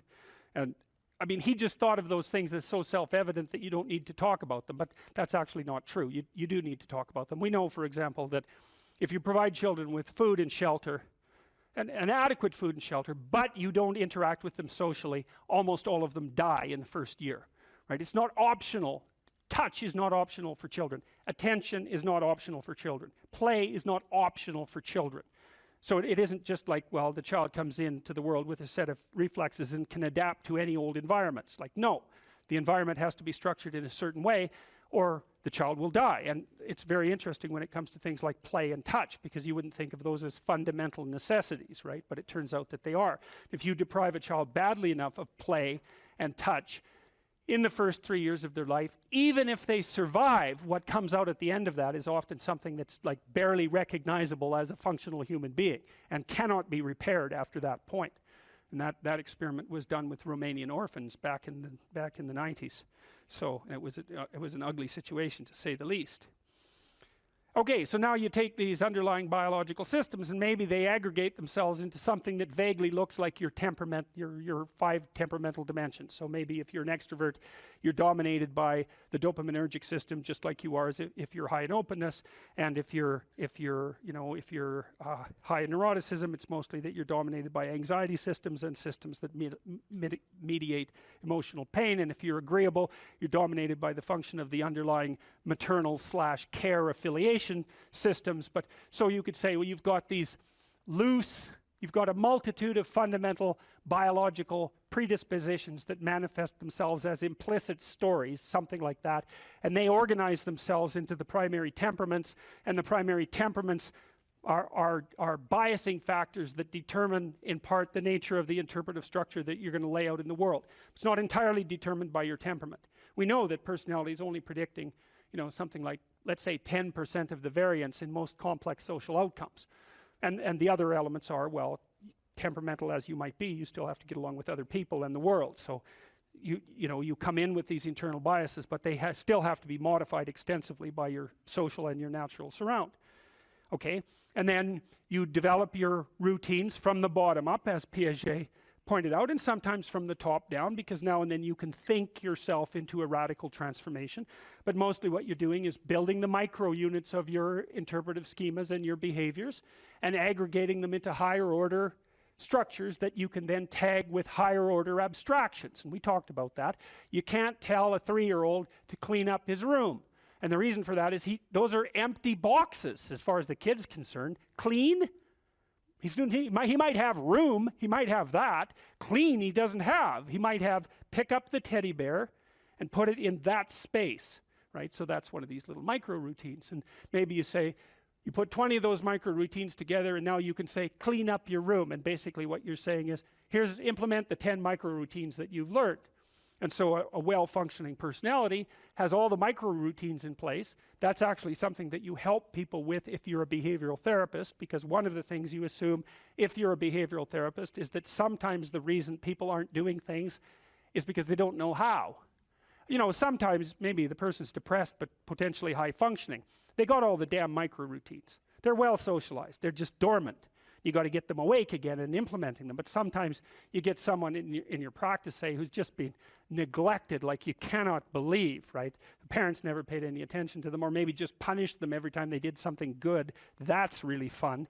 And then, you know, they didn't make friends, and so they're really, really vague and poorly articulated. And so then what you do is you work at the bottom of the micro routines and get them to practice building up all these little attributes that they didn't build up. And you know, one of the things you can think about in terms of character development is, so now maybe you understand something about your own personality. You might say, well, what could you do to improve your personality?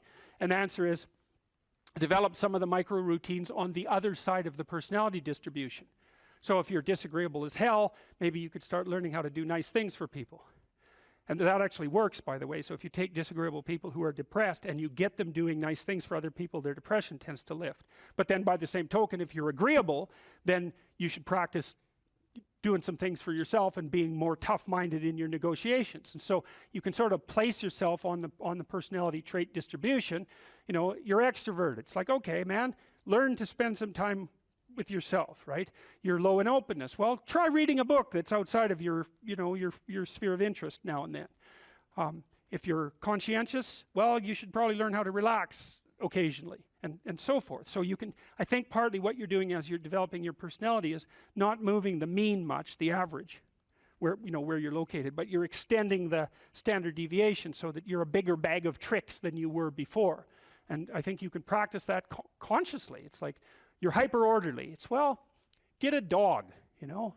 Dogs are messy, horrible things, you know. It's just what you need if you're hyper orderly, because they're going to leave hair everywhere and force you to live with it. You're sitting on the edge of the bed trying to have an honest dialogue with yourself, and the little voice says, you know, it's pretty disgusting in here. And you think, well, I'm way above such trivial niceties as organizing my room. It's like, well, that's pride. That's arrogance. If you're above organizing what's actually yours, how in the world are you ever going to organize anything else? And so you get on your knees and you think, well, it's time to, you know, take a brush to the toilet. And maybe that's where you start. And that works. Like, that works. You start making those micro improvements, like real micro improvements, real on the ground, actual micro improvements to things you know that are wrong, you'll improve unbelievably rapidly. There's always people out there who are doing far better than you on pretty much anything you want to imagine. And if all you're doing is seeing yourself in their reflected light, let's say, then it's going to be pretty damn dismal. But it's not a good comparison because, well, first of all, there's danger in just comparing yourself to others, period, because they're not you, and God only knows what struggles they had to undertake to get to where they were, or what burdens they're currently carrying that you're not aware of. But you can certainly contrast yourself with yourself, and that's a lot better. It is the only way. Well, it's also the only way of really measuring anything approximating proper improvement. You can actually tell when you're a little better than you were yesterday. Right. And you can actually do that. That's another thing that's so interesting about it, is that you can actually make yourself a little better in some way, pretty much, well, I don't know if it's at every moment, but you can certainly do it every day. Let's say you want to become who you could be in the fullest sense. So let's say you're someone who's going to solve some serious problems. Okay, the first thing you have to do is admit to the seriousness of the problems. That's no joke. And so the first thing is just the terror of the problem itself. And that's enough to paralyze you, right? And that's the Hydra, that's the Gorgon with the head of snakes. It'll paralyze you and turn you to stone. That's the basilisk in the Harry Potter series. Mm-hmm. You look at it and it turns you to stone and lurks underneath everything, right? And it's malevolence and tragedy. And so there's that. And then the next is, well, you're going to take responsibility for that? You're really going to do that, are you? That's a hell of a load, man. And so it's daunting to even consider that. And then there's the discipline and responsibility that necessitates, which is also daunting. It's like, oh my God, the problem's that serious. I'm really going to have to get my act together in order to not contribute to it, much less solve it. And so the problem is terrible. And then the solution is daunting. But the upside of that is like, well, there isn't anything better to have than a problem that's worth solving, like that's really worth solving, right? And so the more of that you take on, the more you have a reason to get out of bed in the morning, no matter what. Like, I'm getting up, I'm trudging forward. Doesn't matter what I'm suffering from. I've got things that need to be done. They're necessary. And that gives you that sense of purpose that is the antidote to bitterness. Okay, well, let's say you want your life to be meaningful. It's like, okay, then what you do matters. It actually matters. Or how starting to clean up the room changed their life. That's quite fun because it's something I always tell people to do instead of going out and protesting. Jesus, I just can't stand Cleaning up that. the room? Yeah. Meaning? Well, my sense is that if you want to change the world, you start from yourself and work outward because you build your competence that way. It's like, I don't know how you can go out and protest the structure of the entire economic system if you can't keep your room organized. Well, I made a video call, which was called Message to Millennials, where it was called How to Change the World Properly. A bit of it on the pretentious side, I suppose, but I was trying to produce something that was a counterposition to this idea that what you should do is go out and fix up other people. You know, that's just not right. And there's a New Testament line about that, something about, you know, not worrying too much about the log in your neighbor's eye or about the speck in your neighbor's eye when you have a log in your eye. What would the world be like if people stopped avoiding the things they knew they should do? You know, because the question is, how much are we contributing to the fact that life is an existential catastrophe and a tragedy? How much is our own corruption contributing to that? That's a really worthwhile question. Things you leave undone because you're angry, you're resentful, you're lazy, you have inertia. Well, you consult your conscience and it says, well, you know, that place over there could use a little work. It's the same as working on yourself, and so you clean that up because you can. And then things are a little clearer around you. And you're a little better off because you've practiced a bit, and so you're a little stronger, and then something else manifests itself and says, well, maybe you could like take a crack at fixing me up too. So you decide to do that, and then that gets a little bit more pristine, you know, and soon, and it's humble because you're not exceeding your domain of competence. You know, it's like, don't be fixing up the economy, 18-year-olds. You don't know anything about the economy. It's a massive, complex machine beyond anyone's understanding, and you mess with it at your peril. So, and can you even clean up your own room? No. Well, you should think about that. You should think about that. You only have to ask a stupid question once. You ask a stupid question, and if you're in a crowd and you ask a stupid question, 80% of the people in the crowd have the same question. They're just too cowardly to ask. But you ask and then someone actually tells you, you never have to ask that question again. You're no longer stupid. What stupid thing am I doing that I could quit doing? That I would quit doing? Because those aren't the same thing, right? Because you know there's stupid things that you're doing that you're just not going to quit doing because you like them. But there might be something on the edge there where you could stop that. If you want to know something about yourself, sit on your bed one night and say to yourself, you got to mean this, like you got to be desperate. This is no game, this. My life is not everything I want it to be, and perhaps it's not everything that I need it to be. And by need, I mean my life is so unbearable that the suffering that's attendant upon that is make me nihilistic, cynical, bitter, resentful, driving the proclivity to see evil everywhere except within my own heart. Like, these are problems, man. And you ask yourself, you sit on the bed and say, okay, man, I'm ready to learn something. What's one thing I'm doing wrong that I know I'm doing wrong, that I could fix, that I would fix? It's like, you meditate on that, you'll get an answer. And it won't be one you want, but it'll be the necessary one. You know, and it's often something that will point you to small things. Like, that works. You start making those micro improvements, like real micro improvements, real on the ground, actual micro improvements to things you know that are wrong, you'll improve unbelievably rapidly.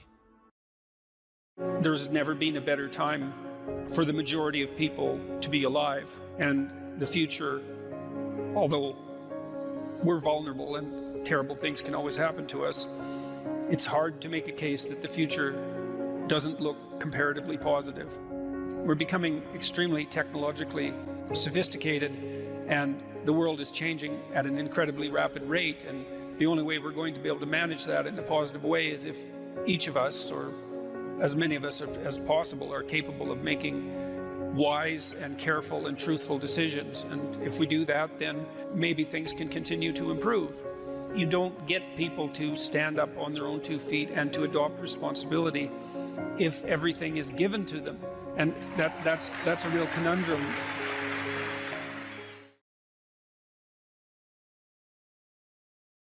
So imagine you're dealing with someone who's hoarding. Now, people who are hoarding are often older or neurologically damaged, or they have obsessive compulsive disorder. But then you walk into their house and there's like 10,000 things in their house. There's maybe 100 boxes, and you open up a box, and in the box there's some pens and some old passports and some checks and their collection of silver dollars and some hypodermic needles and some dust and, you know, a dead mouse, and there's boxes and boxes and boxes like that in the house. It's absolute chaos in there. Absolute chaos, not order, chaos. And then you think, is that their house, or is that their being? Is that their mind? And the answer is, there's no difference. There's no difference. So, you know, I could say, well, if you want to organize your psyche, you could start by organizing your room. If that would be easier, because maybe you're a more concrete person and you need something concrete to do. So you go clean up under your bed, and you make your bed, and you organize the papers on your desk, and you think, well, just exactly what are you organizing? Are you organizing the objective world, or are you objecting your field, or are you organizing your field of being, like your field of total experience? And Jung believed that, and I think there's a Buddhist doctrine that's sort of nested in there, that at the highest level of psychological integration, there's no difference between you and what you experience.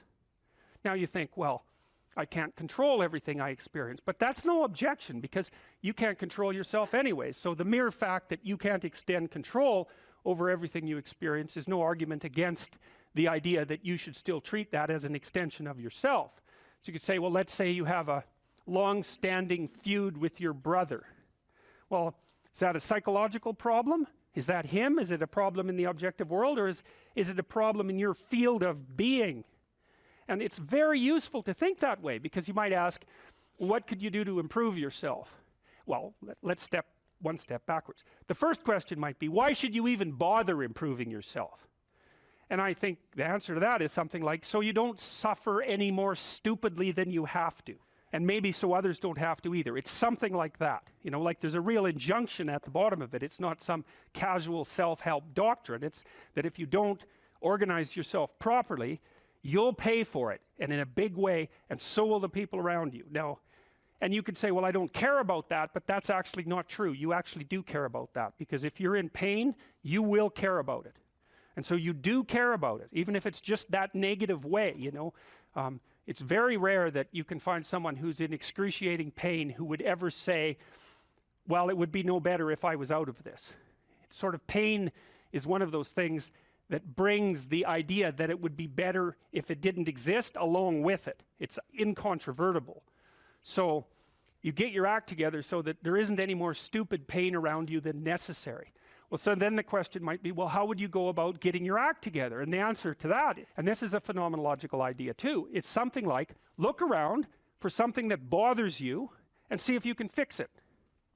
So now you think, well, let's say you go into you can do this in a room. It's quite fun to do it just when you're sitting in a room, like a room, maybe your bedroom. You can sit there and just sort of meditate on it and think, okay, if I wanted to spend 10 minutes making this room better, what would I have to do? And you have to ask yourself that, right? It's not a command, it's like a genuine question.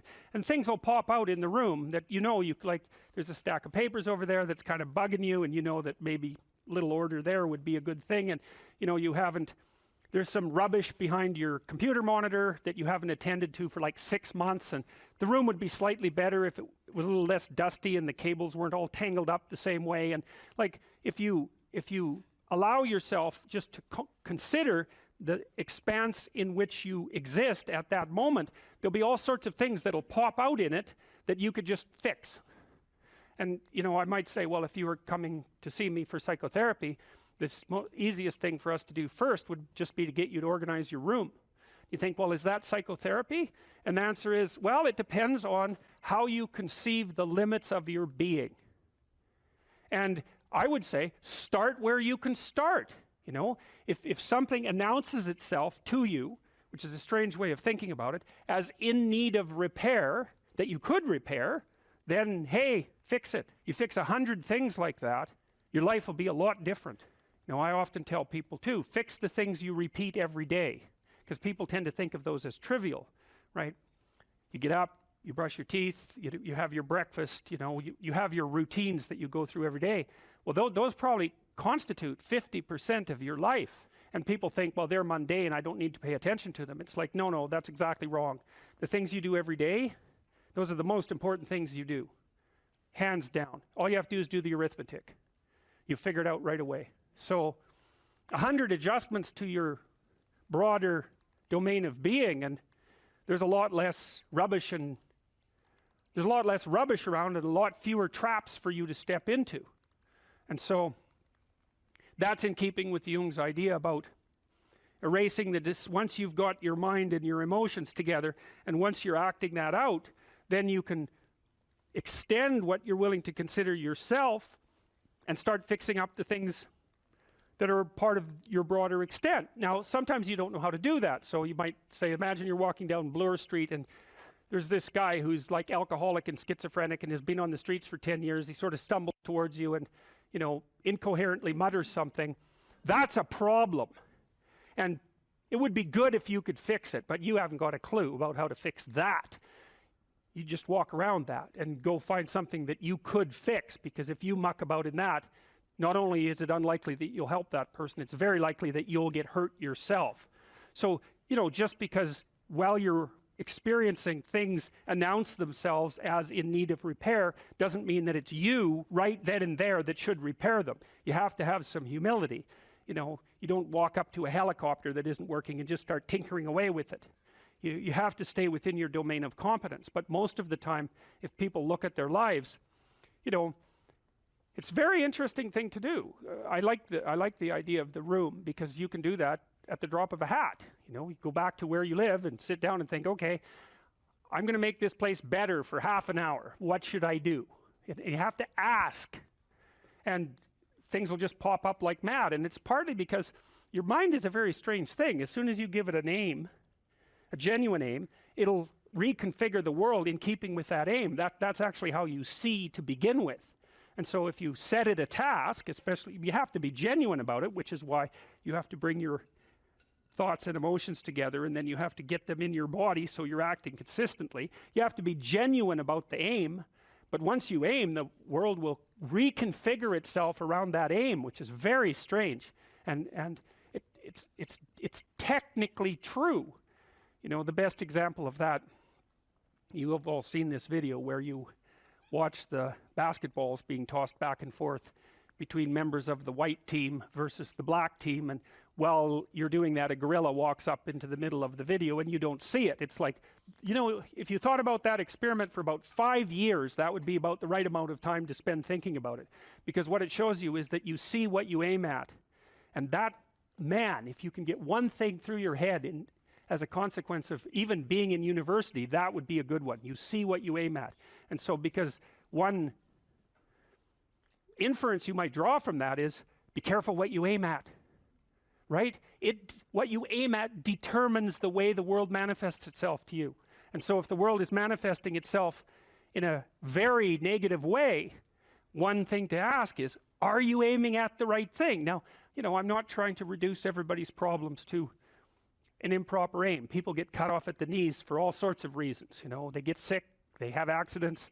There's a random element to being, that's for sure. And so you don't want to take anything, even that particular phrase, too far. You want to bind it with the fact that random things do happen to people, but it's still a great thing to ask. Okay, so Rogers was a phenomenologist, and he was interested in, he didn't start his philosophy from the perspective of subject versus object, or from the idea of psyche, like sort of inside you, your mind with its layers. That's not how he looked at it. And so let's go through, well, I'll introduce you to Rogers. And then we'll talk about it more next time. I'm going to start, though, with something that I learned from him that I think was of crucial importance. And so we'll set the stage for the further discussion with this. And I'm going to read it to you.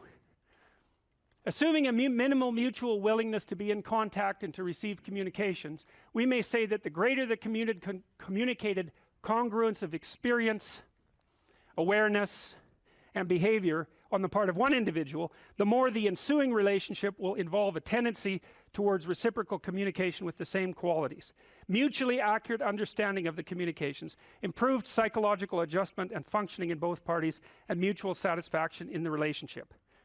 It's quite a mouthful. What does it mean? Assuming a minimal mutual willingness to be in contact and to receive communications. Okay, we're having a conversation. I'm deciding I'm going to listen to you. Right? That's different than how people generally communicate, because usually when they communicate, they're doing something like, okay, we're going to have a conversation and I'm going to tell you why I'm right and I'll win if you agree. Or maybe you're having a conversation where, I don't know what you're trying to do. Maybe you're trying to impress the person you're talking to. So you're not listening to them at all. You're just thinking about what you're going to say next. Okay, so that's not this. This is, you might have something to tell me. And so I'm going to listen on the off chance that you'll tell me something that would really be useful for me to know. And so you could think about it as an extension of the Piagetian. You know, Piaget talked about the fundamentally important element of knowledge being to describe how knowledge is sought, the process by which knowledge is generated. Well, if you agree with me and I find that out, I know nothing more than I knew before. I just know what I knew before. And maybe I'm happy about that because, you know, it didn't get challenged. But I'm no smarter than I was before. But maybe you're different than me. And so while I'm listening to you, you'll tell me something I don't like. Maybe it's something I find contemptible or difficult, whatever. Maybe you'll tell me something I don't know, and then I won't be quite as stupid. And then maybe I won't run painfully into quite as many things. And that's a really useful thing to know, especially if you live with someone and you're trying to make long-term peace with them, is they're not the same as you. And their way they look at the world and the facts that they pull out of the world aren't the same as your facts. And even though you're going to be overwhelmed with the proclivity to demonstrate that you're right, it is the case that two brains are better than one. And so maybe 9 of the 10 things they tell you are dispensable, or maybe even 49 out of 50, but one thing, all you need to get out of the damn conversation is one thing you don't know. And one of the things that's very cool about a good psychotherapeutic session is that the whole conversation is like that. All you're doing is trying to express the truth of the situation as clearly as possible. That's it. And so now Roger's proposition, and I'll tell you why he derived it, was that if you have a conversation like that with someone, it will make both of you better. It'll make both of you psychologically healthier. So there's an implicit presupposition that the exchange of truth is curative. Well, that's a very cool idea. I mean, it's a very deep idea. I think it's the most profound idea. It's the idea upon which Western civilization, although not only Western civilization, is actually predicated. The idea that truth produces health. But for Rogers, that was the entire purpose of the Psychotherapeutic Alliance. You come to see me because you want to be better. You don't even know what that means necessarily, neither do I. We're going to figure that out together. But you come and you say, look, things are not acceptable to me, and maybe there's something I could do about that. So that's the minimal precondition to engage in therapy. Something's wrong, you're willing to talk about it truthfully, and you want it to be better. Without that, the therapeutic relationship does not get off the ground. And so then you might ask, well, what relationships are therapeutic? And the answer to that would be, if you have a real relationship, it's therapeutic. If it isn't, what you have is not a relationship. God only knows what you have. You're a slave, they're a tyrant, you know, you're both butting heads with one another. It's a primate dominance hierarchy dispute. Oh, I don't know, you're like 2 cats in a barrel, or 2 people with their hands around each other's throats. But what you have is not a relationship. So, all right. We may say that the greater the communicated congruence of experience, awareness, and behavior on the part of one individual, that's a reference to the same idea that I was describing with regards to Jung. So let's say you come and talk to me and you want things to go well. Well, I'm going to have to more or less be one thing, because if I'm all over the place, you can't trust any continuity in what I say. There's no reason for you to believe that I'm capable of actually telling you, I'm capable of expressing anything that's true. So the truth is something that emerges as a consequence of getting yourself lined up and beating all the, what would you call, all the impurities out of your soul. I think actually that people are quite hard on themselves. And, you know, this is one of the reasons that I believe that the presumption of innocence that characterizes our legal system is such an absolute bloody miracle. I cannot figure out how in the world that idea ever came about and developed universal acceptance. It's so unlikely. You know, if you deal with people in a clinical setting and they're somewhat depressed, which is not uncommon, and they've done something that they are guilty about, independent of whether they've done something that they feel guilty about, independent of whether they're actually guilty, they tend to take themselves apart. Now, that's especially true if you happen to be high in trait neuroticism, which is one of the big 5 traits: extroversion, which is a positive emotion dimension; neuroticism, a negative emotion dimension; agreeableness, which is compassion and politeness; conscientiousness, which is orderliness and industrious; and openness, which is intellect and openness proper, something like creativity. If you're higher than normal in neuroticism, it's very easy to take yourself apart if you're feeling guilty about something that you've done. And people, many people, will feel guilty about what they've done at the drop of a hat. I mean, first of all, they accuse themselves of their own shortcomings. And then if they are accused by someone else, it's often very, very difficult for them to mount their own defense, you know, to believe in their own innocence. You know, because you'd think, well, you know, the police come to your door, or a mob comes for you, let's say, on Twitter, and, you know, you're a stalwart sort of person, and you pronounce your innocence, and, you know, you're a brick wall, nothing gets through that. And that's just not how it goes, man. If the mob comes for you on Twitter, the probability that if you're a reasonably well-socialized person, that you're going to be wondering what you did wrong and how you should apologize and what you should do to put yourself back in the good graces of the community is extraordinarily high. You know, because, well, you probably have done some things wrong in your life, and you probably are guilty about this and that, and perhaps you didn't conduct yourself perfectly. And so it's very difficult for you to mount your own defense, to presume your own innocence and mount your own defense, which, by the way, is why it's a very good reason to have a lawyer. And one of the things I would say, I'm dead serious about this. I've worked with legal cases a lot and learned a lot about the limitations and lack thereof of police ability to question you, for example.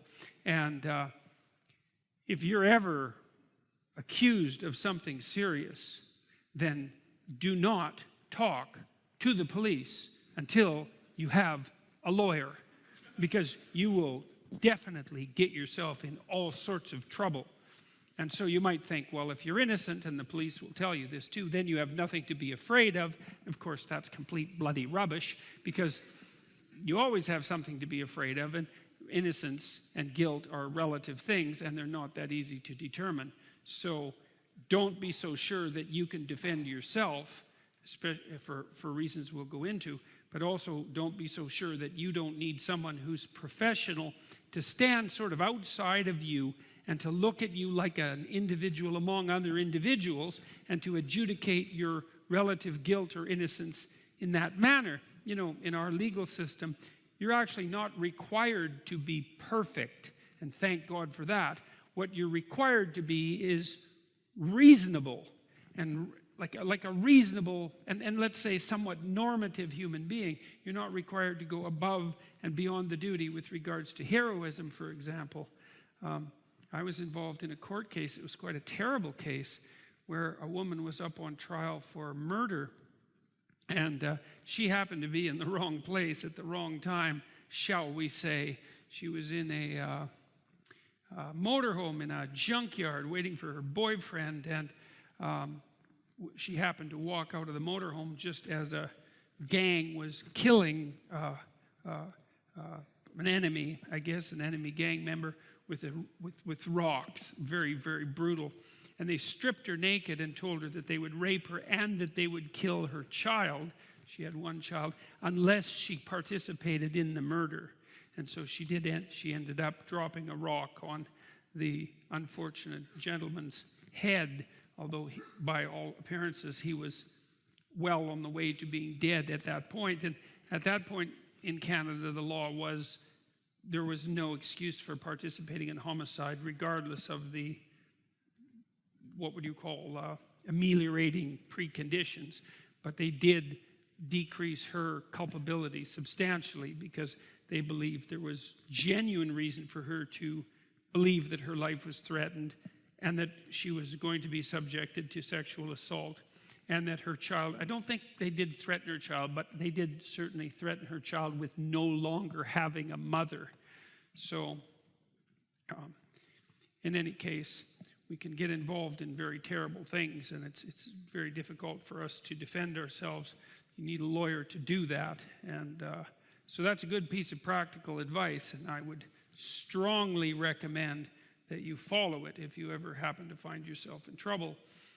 It's also the case if you find yourself in trouble at work or on social media. You know, it's hard to sit and remind yourself that you deserve the benefit of the doubt and then to try to make a coherent case for that.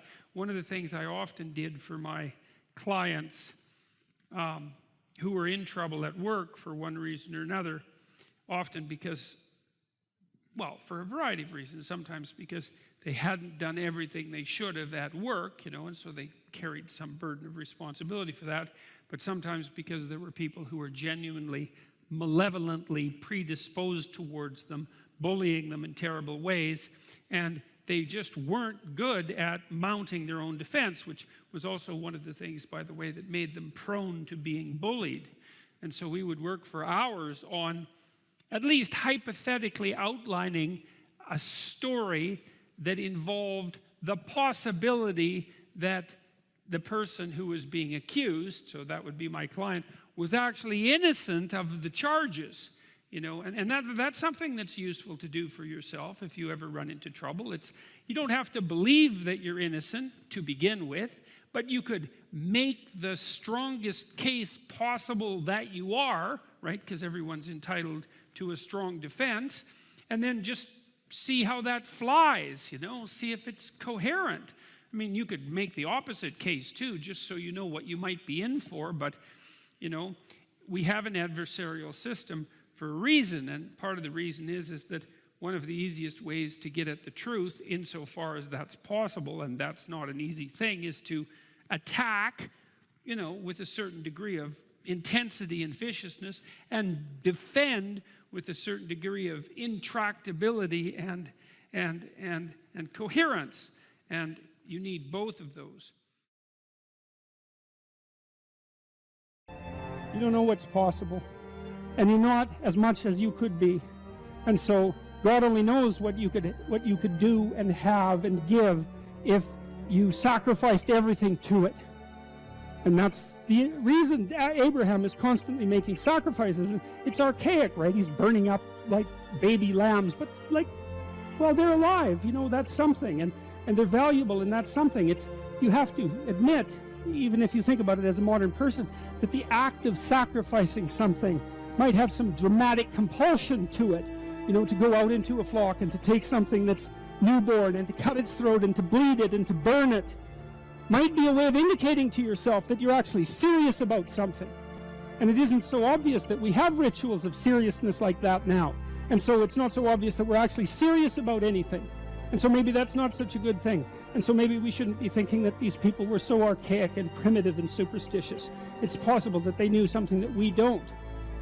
And certainly in the Abrahamic stories, one of the things that maintains Abraham's covenant with God is his continual willingness to sacrifice. And it's so that sacrificial issue is so important because you are not committed to something unless you're willing to sacrifice for it. Commitment and sacrifice are the same thing. And I think it borders on miraculous that those concepts are embedded into this narrative at the level of dramatic action, instead of abstract explanation. People are acting this out. And the fundamental conception is so profound that it's really quite awe-inspiring. It's breathtaking, really, when you understand what message is trying to be conveyed. You have to make sacrifices. And what do you have to sacrifice? You have to sacrifice that which is most valuable to you currently that's stopping you. And God only knows what that is. It's certainly the worst of you. It's certainly that. And God only knows to what degree you're in love with the worst of you. So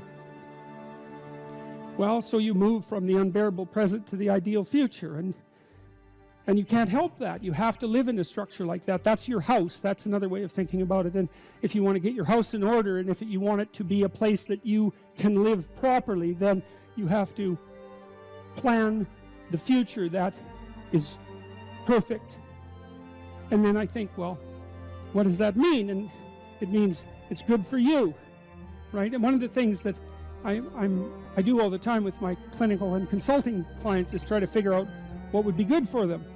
But we do more than that. We try to think, okay, well, how can we set this up so it's really good for you, and that all the side consequences of that are things that are good for other people. And so, because people are often also timid about trying to get something that's good for themselves because they feel that it's selfish or that they don't deserve it.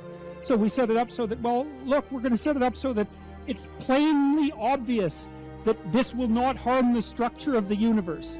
For you to have what you need and to do it in a way that's of benefit to other people. There's no downside to that.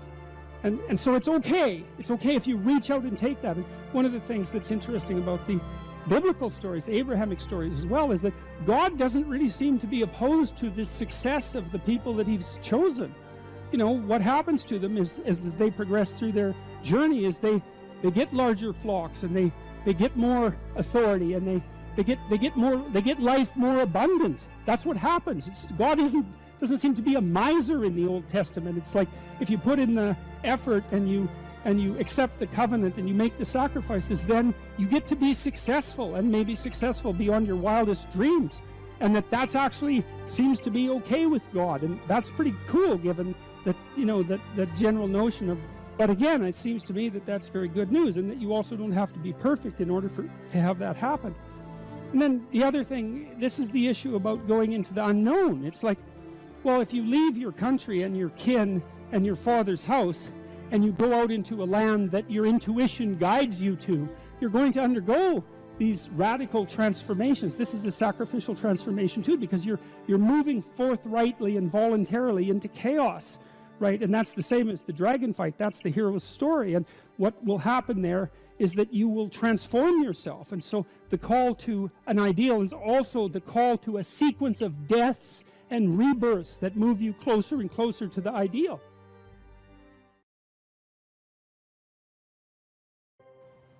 Imagine someone that you treat well, that you love. Then try to treat yourself that way. You got to detach from yourself a bit. You got to think, okay, well, I'm a person among other people, and I deserve at least as much respect as a person among other people, and I should be trying to help myself across time. And instead of being self-contemptuous and self-destructive, I need to take care of myself as if I'm potentially valuable, and to lay out my life that way. And so that's what that chapter is about. And it's hard for people, they don't take care of themselves as well as they should. And I don't mean, take care of yourself. I mean, that isn't what I mean. It's like, it's not a moralistic attack. It's like, it's an encouragement to give yourself a bit of the benefit of the doubt. Take care of your room, take care of your things, like have some respect for yourself. It's like there is a lot of potential within you, and there's many things that you can do, and you're necessary more than you think to the unfolding of things. Like if you make a bunch of bad decisions, things get worse, not just for you, like things get worse. And so it matters what you do. And so part of what you do is you want to treat yourself as if what you do matters. And so you want to have some respect for yourself.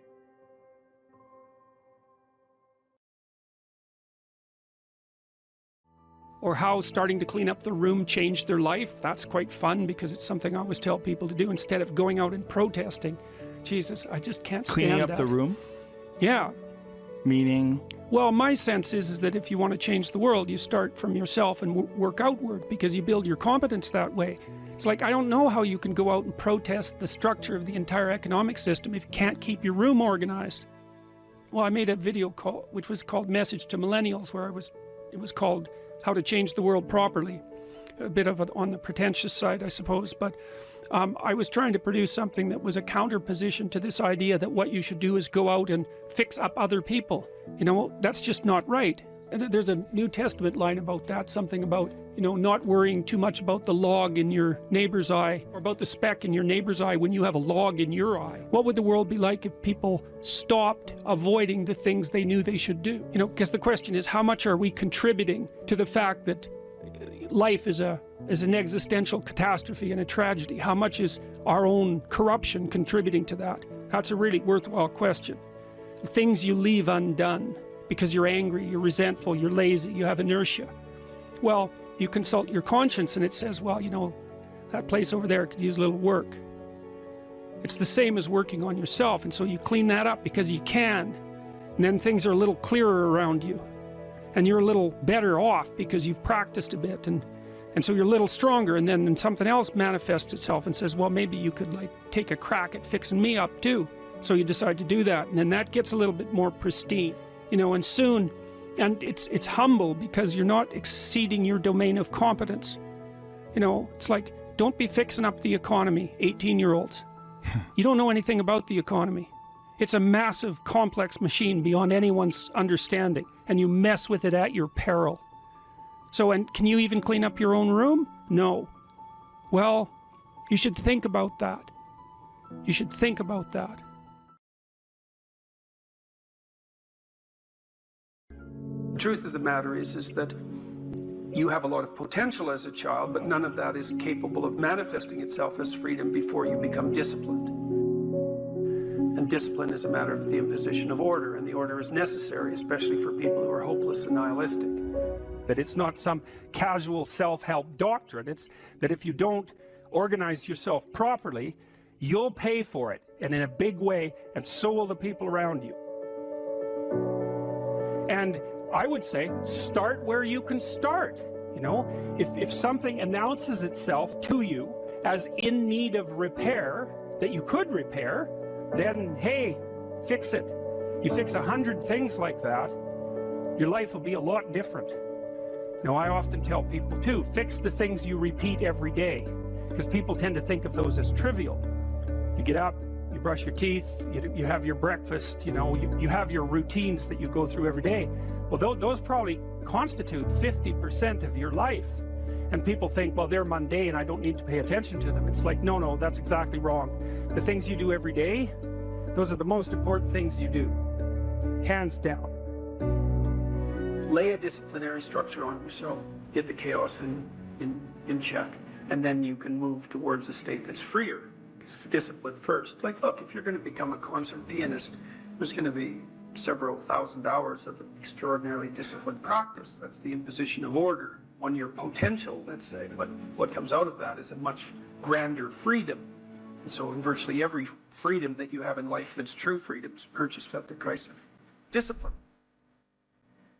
There's this saying that says, tough times produce strong men produce good times produce weak men produce tough times. Yes. If that's the truth, which phase are we in today? Well, if you think about it historically, you have to say that we're in good times.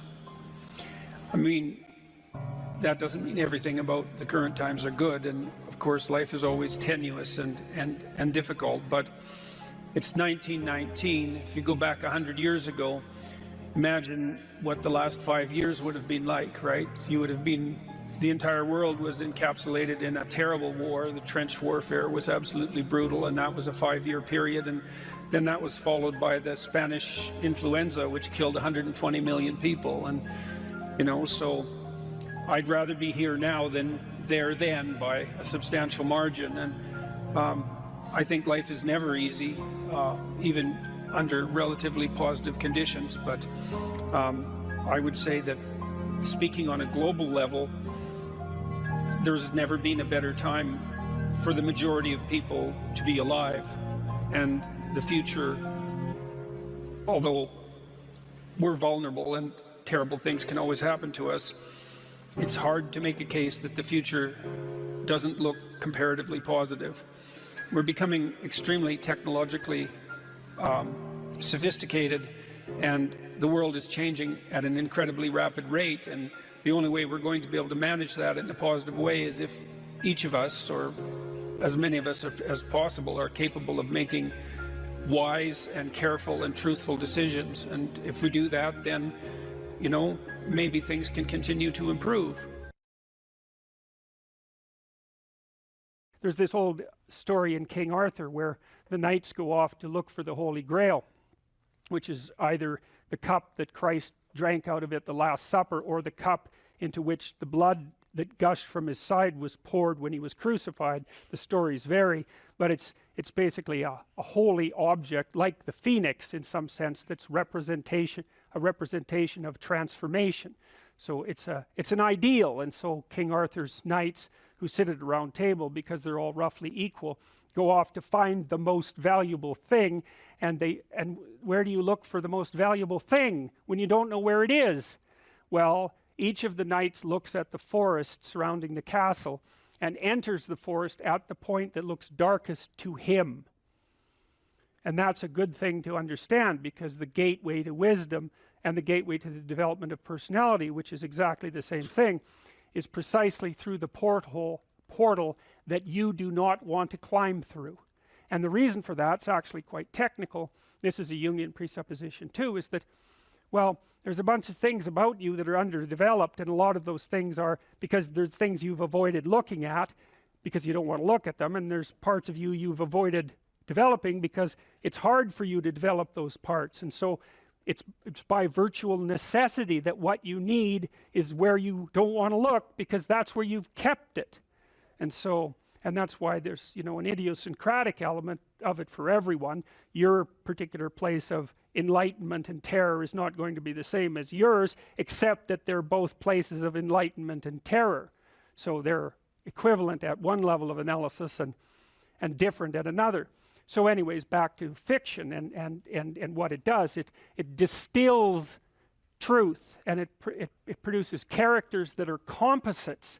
And the more they become composites, the more they approximate a mythological character. And so they become more and more universally true and more approximating religious deities. But the problem with that is they become more and more distant from individual experience. And so with literature, there's this very tight line where you need to make the character more than merely human, but not so much of a god that, you know, one of the things that happened to Superman in the 1980s, Superman started out, he's got a heavenly set of parents, by the way, and an earthly set of parents, and he's an orphan like Harry Potter. Very common theme is that when Superman first emerged, he could only jump over buildings, you know, and maybe he could stop a locomotive. But by the time the 1980s rolled around, like, he could juggle planets and, you know, swallow hydrogen bombs, and, you know, he could do anything. Well, people stopped buying the Superman comics because how interesting is that? It's like something horrible happens and Superman deals with it. And something else horrible happens and Superman deals with it. And it's like, that's dull. He turned into such an archetype. He was basically the omniscient, omnipresent, omnipotent God, and that's no fun. It's like God wins, and then God wins again, and then again God wins, and, you know. So then they had to weaken him in different ways with kryptonite, you know. So green kryptonite kind of made him sick, and red kryptonite, I think, kind of mutated him, if I remember correctly. And anyways, they had to introduce flaws into his character so that there could be some damn plot. And that's something to think about, you know. There's a deep existential lesson in that your being is limited and flawed and fragile. You're like the genie, which is genius in the little tiny lamp, you know, this immense potential, but constrained in this tiny little living space, as Robin Williams said when he played the genie in Aladdin. But the fact that you have limitations means that the plot of your life is the overcoming of those limitations, and that if you didn't have limitations, well, there wouldn't be a plot, and maybe there would be no life. And so that's part of the reason why perhaps you have to accept the fact that you're flawed and insufficient, and live with it and consider it a precondition for being. It's at least a reasonable idea. So anyways, one of the main characters is the country, the known, the explored territory. We went over that a bit, and it always has two elements. I mean, your country is your greatest friend and your worst enemy, you know, because it squashes you into conformity and demands that you act in a certain manner, and reduces your individuality to that element that's tolerated by everyone else, and it constrains your potential in a single direction. And so it's really tyrannical, but at the same time it provides you with a place to be and all of the benefits that have accrued as a result of the actions of your ancestors and all the other people that you're associated with. So there's the good tyrant, or the bad tyrant, and the good king, and those are archetypal figures, and that's because they're always true, and they're always true simultaneously,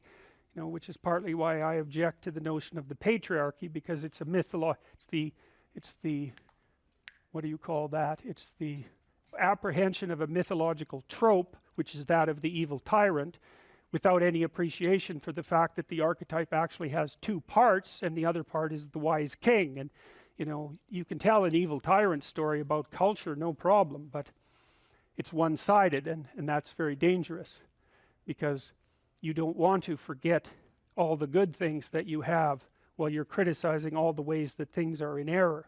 That's a lack of gratitude, and it's a lack of wisdom, and it's founded in resentment, and it's very dangerous, both personally and socially. I told you that Captain Hook is a tyrant because he's got this crocodile chasing him, and the crocodile has a clock in its stomach, and that's death. It's like, obviously, right? Tick, tick, tick, tick. And it's a crocodile, and it's under the water, and it's already got a taste of him, so he's being chased around by death, and that makes him terrified and resentful and cruel and bitter, and so he's a tyrant.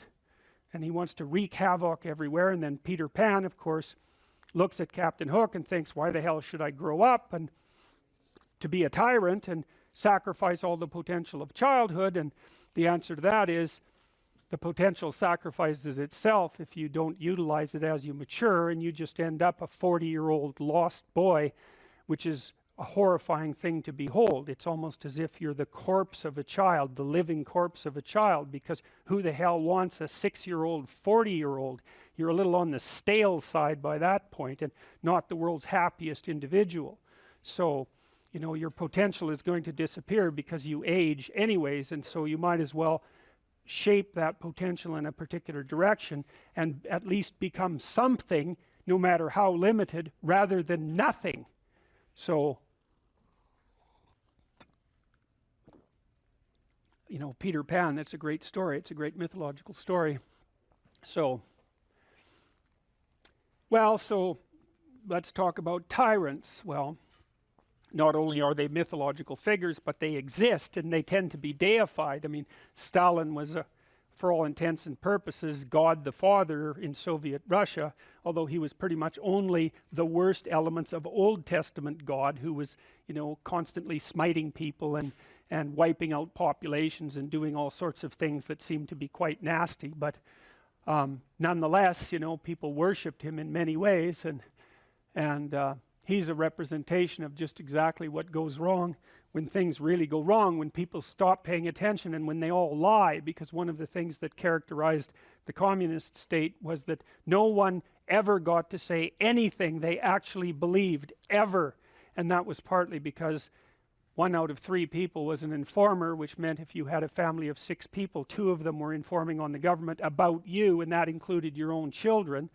And if you were an informer, you were often amply rewarded by the state, so that if you lived in an overcrowded apartment building with 3 families in the same flat, and you informed on you know, the woman down the hall that you didn't like, she got shipped off to the old concentration camp and you got her apartment. And so that was a lovely society, and it only killed about 30 million people between 1919 and 1959. So that's what happens when the archetypal structure gets tilted badly, when people forget that they have a responsibility to fulfill as citizens, as awake citizens who are capable of stating the truth, and the archetype shifts, so there's nothing left of the great father except the tyrant. And let's not have that happen. I mean, the one on the right is really interesting, because consciously or unconsciously, you know, there's Stellan surrounded by what is, for all intents and purposes, fire. You know, he looks like Maleficent in Sleeping Beauty when she shows up at Aurora's christening. You know, she puts her arms up in the air and green fire surrounds her. It's like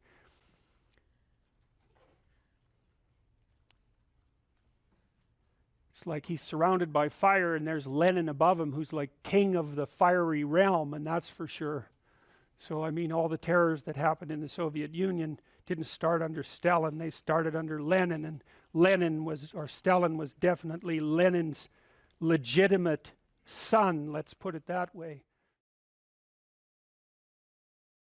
But the young men really need to hear this more, I think, is that you should be a monster. You know, because everyone says, well, you should be harmless, virtuous. You shouldn't do anyone any harm. You should sheath your competitive instinct. You shouldn't try to win. You know, you don't want to be too aggressive. You don't want to be too assertive. You want to take a back seat and all of that. It's like, no. Wrong. You should be a monster, an absolute monster, and then you should learn how to control it.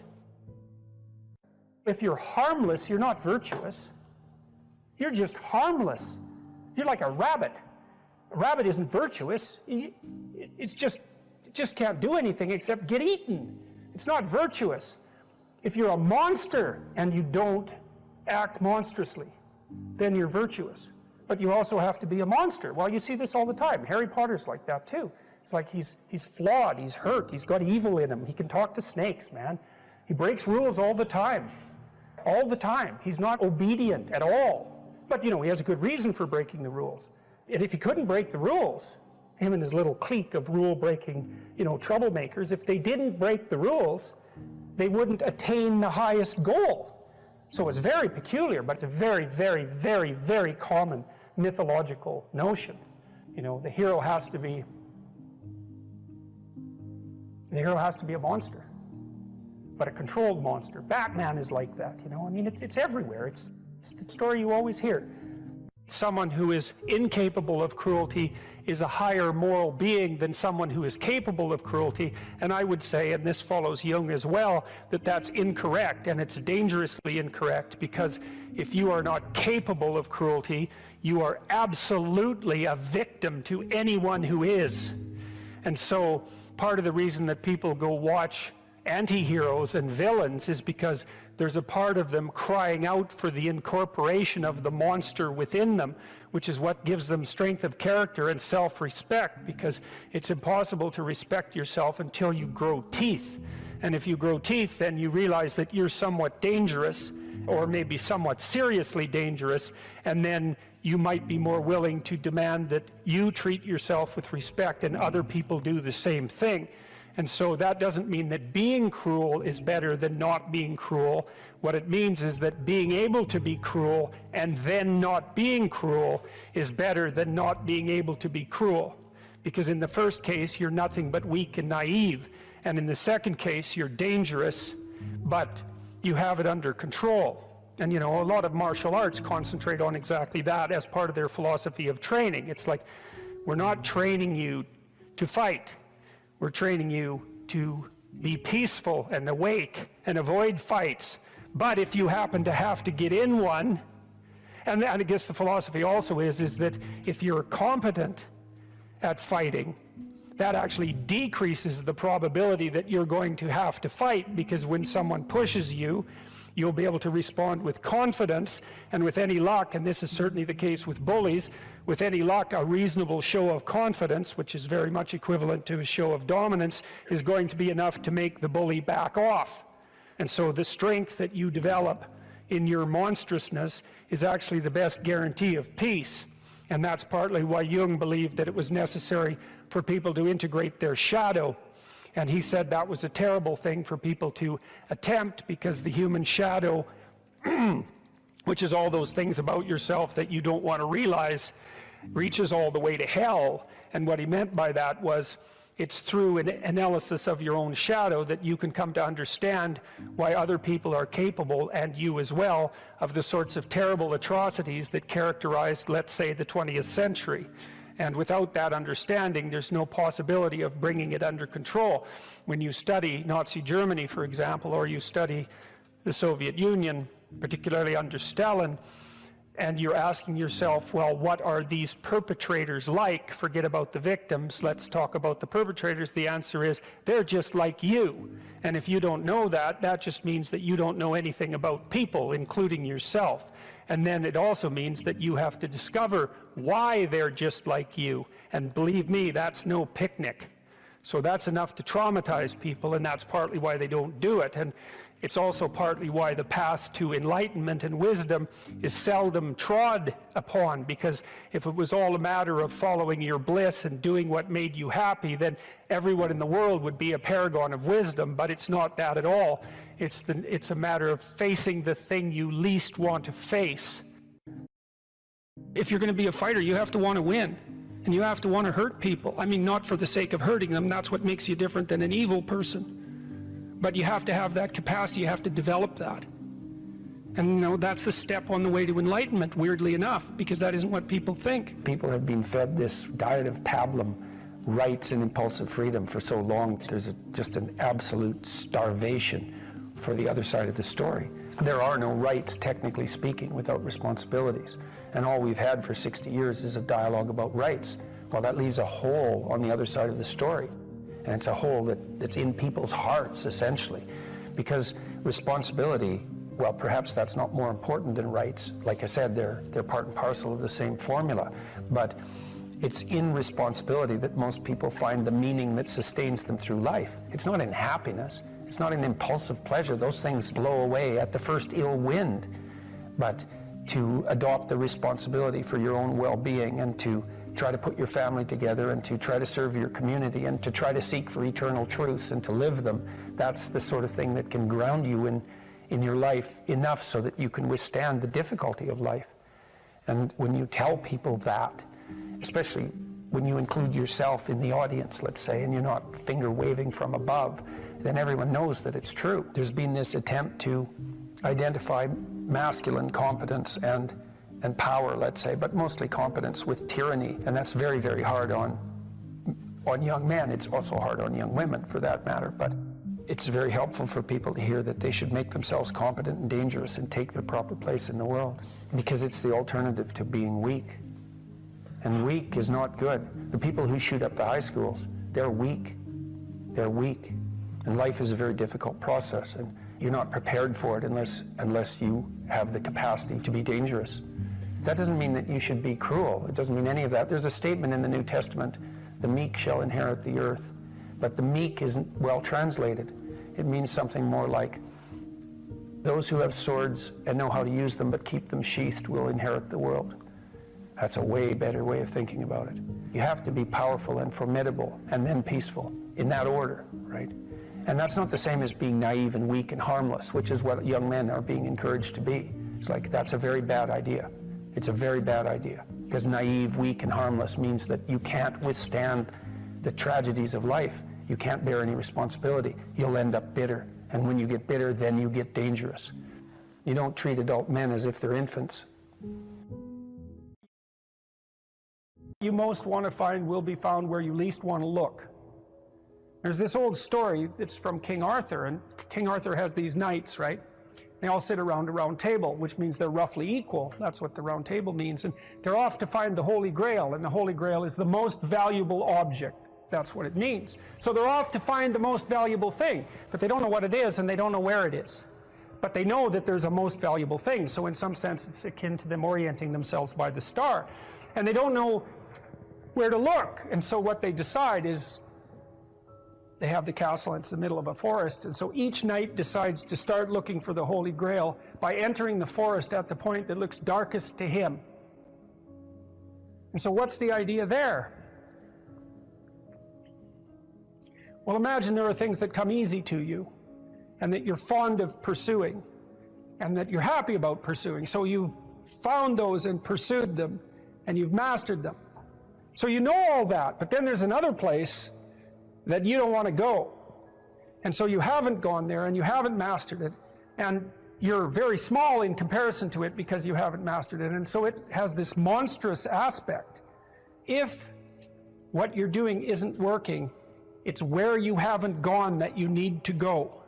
And so I can give you another example of this. So let's say you're an agreeable person. And so you don't like conflict and you won't stand up for yourself. And you regard anger and the proclivity to provoke and to engage in conflict as something that's positively terrible.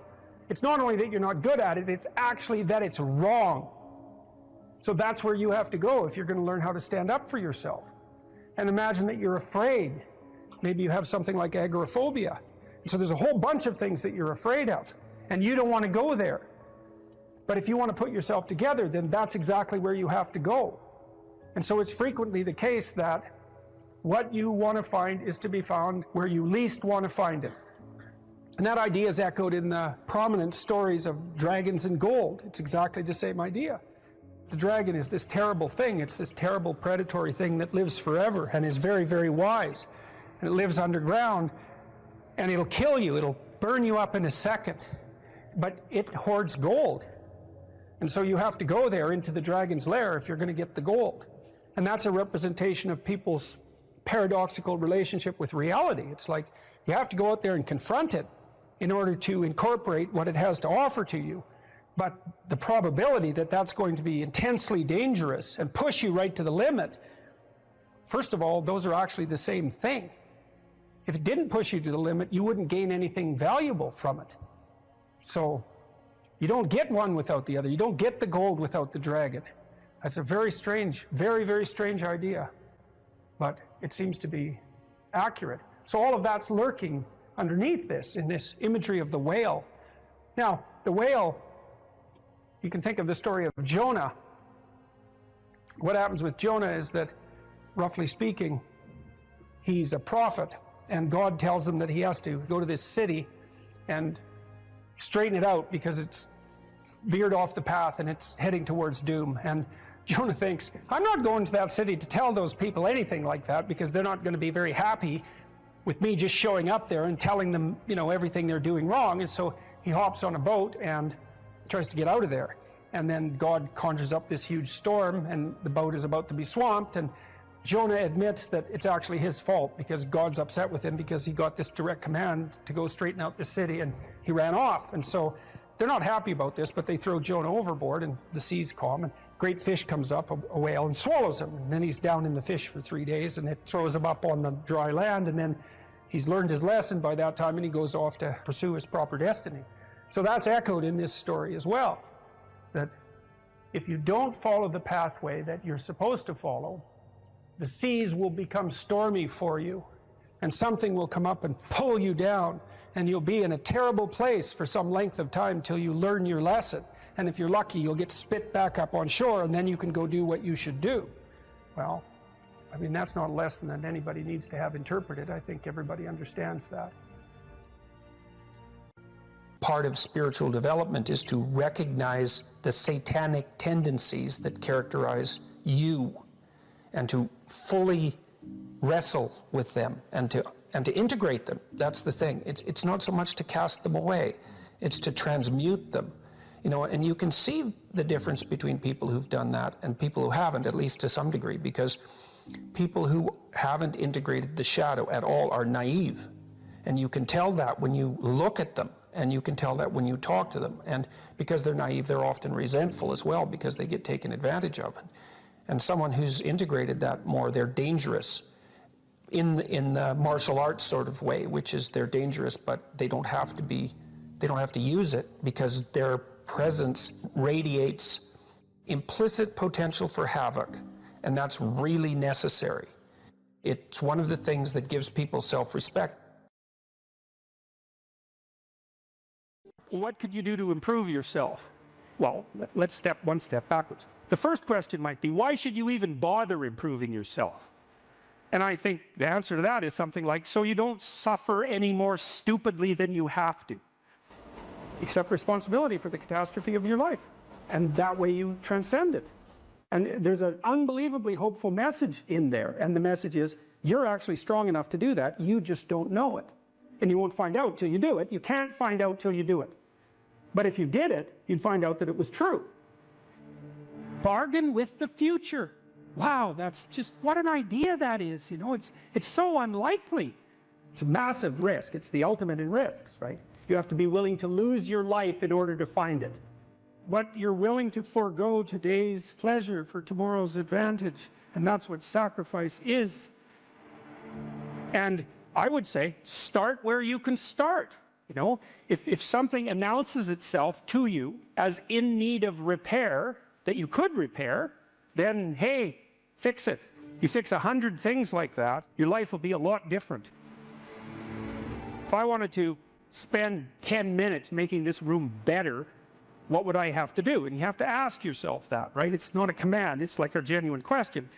And things will pop out in the room that you know, like, there's a stack of papers over there that's kind of bugging you, and you know that maybe a little order there would be a good thing. There's some rubbish behind your computer monitor that you haven't attended to for like 6 months, and the room would be slightly better if it was a little less dusty and the cables weren't all tangled up the same way. And if you allow yourself just to consider the expanse in which you exist at that moment, there'll be all sorts of things that'll pop out in it that you could just fix. So life is brutal, and what you have to set against that is possibility.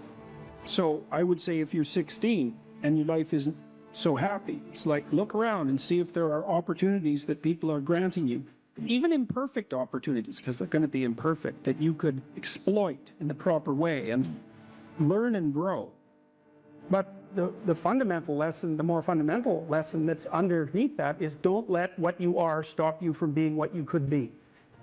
So imagine that there's you and there's the potential inside you, whatever that is. You know? And potential is an interesting idea because it represents something that isn't yet real, yet we act like it's real. And that potential is partly what you could be if you interacted with the world in a manner that would gain you the most information.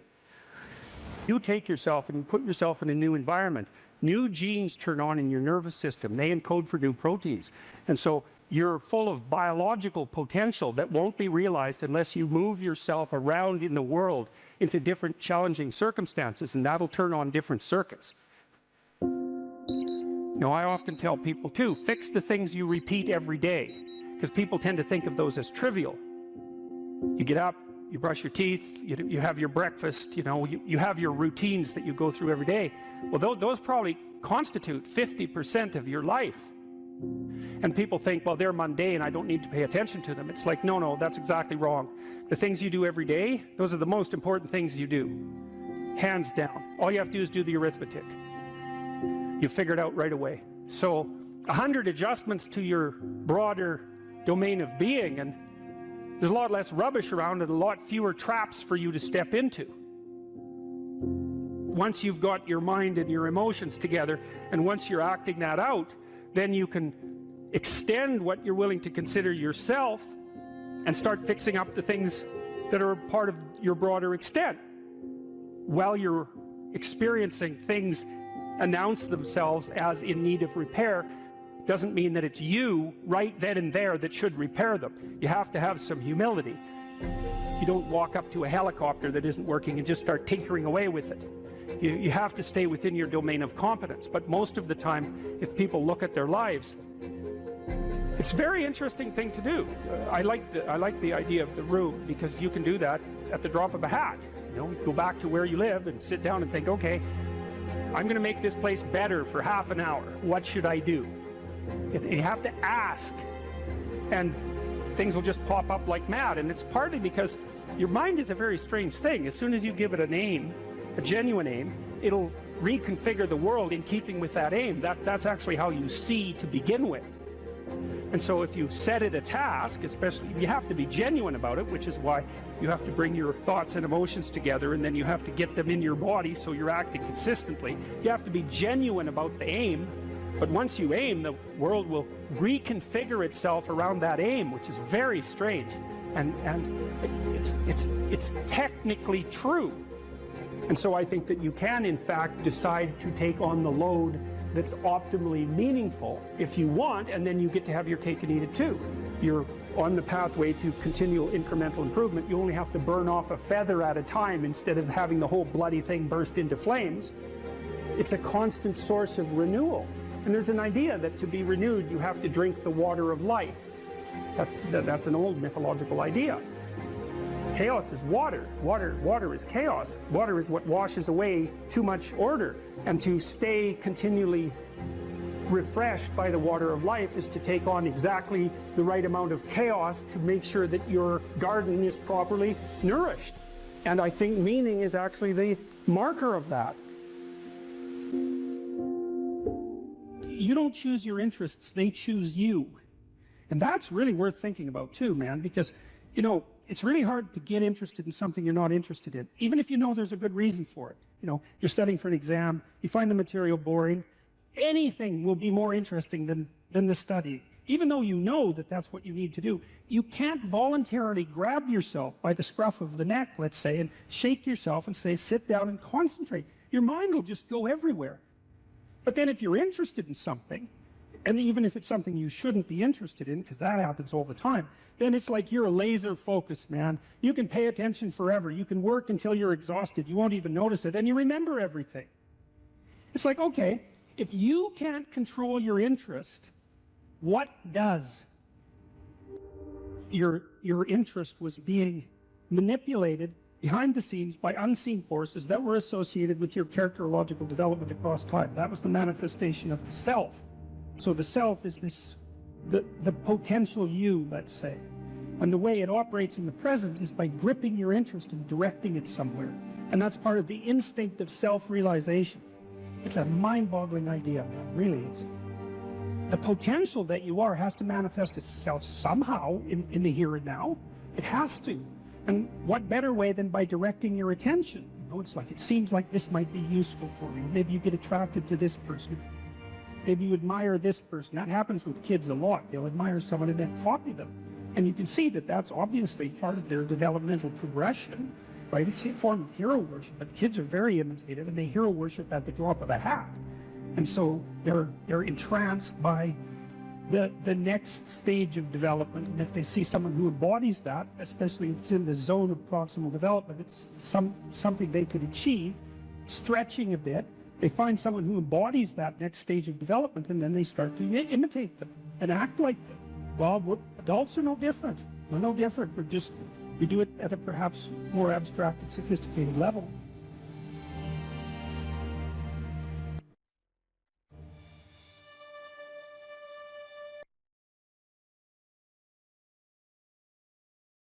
In the future authoring program, which is the one we've done the most research on, so if people do this for 90 minutes badly before they go to college, it'll decrease the probability they'll drop out in the first year by 50%. That's amazing. And it works particularly well for people who are most likely to drop out. So a lot of psychological interventions help the good performers do even better and don't help the bad performers that much. And why do you think it helps them more? Well, I think the good performers already have a bit of a vision and a plan, whereas the bad performers, they're really ambivalent about what they're doing because they don't have a plan. And we'll talk more about why this is so important.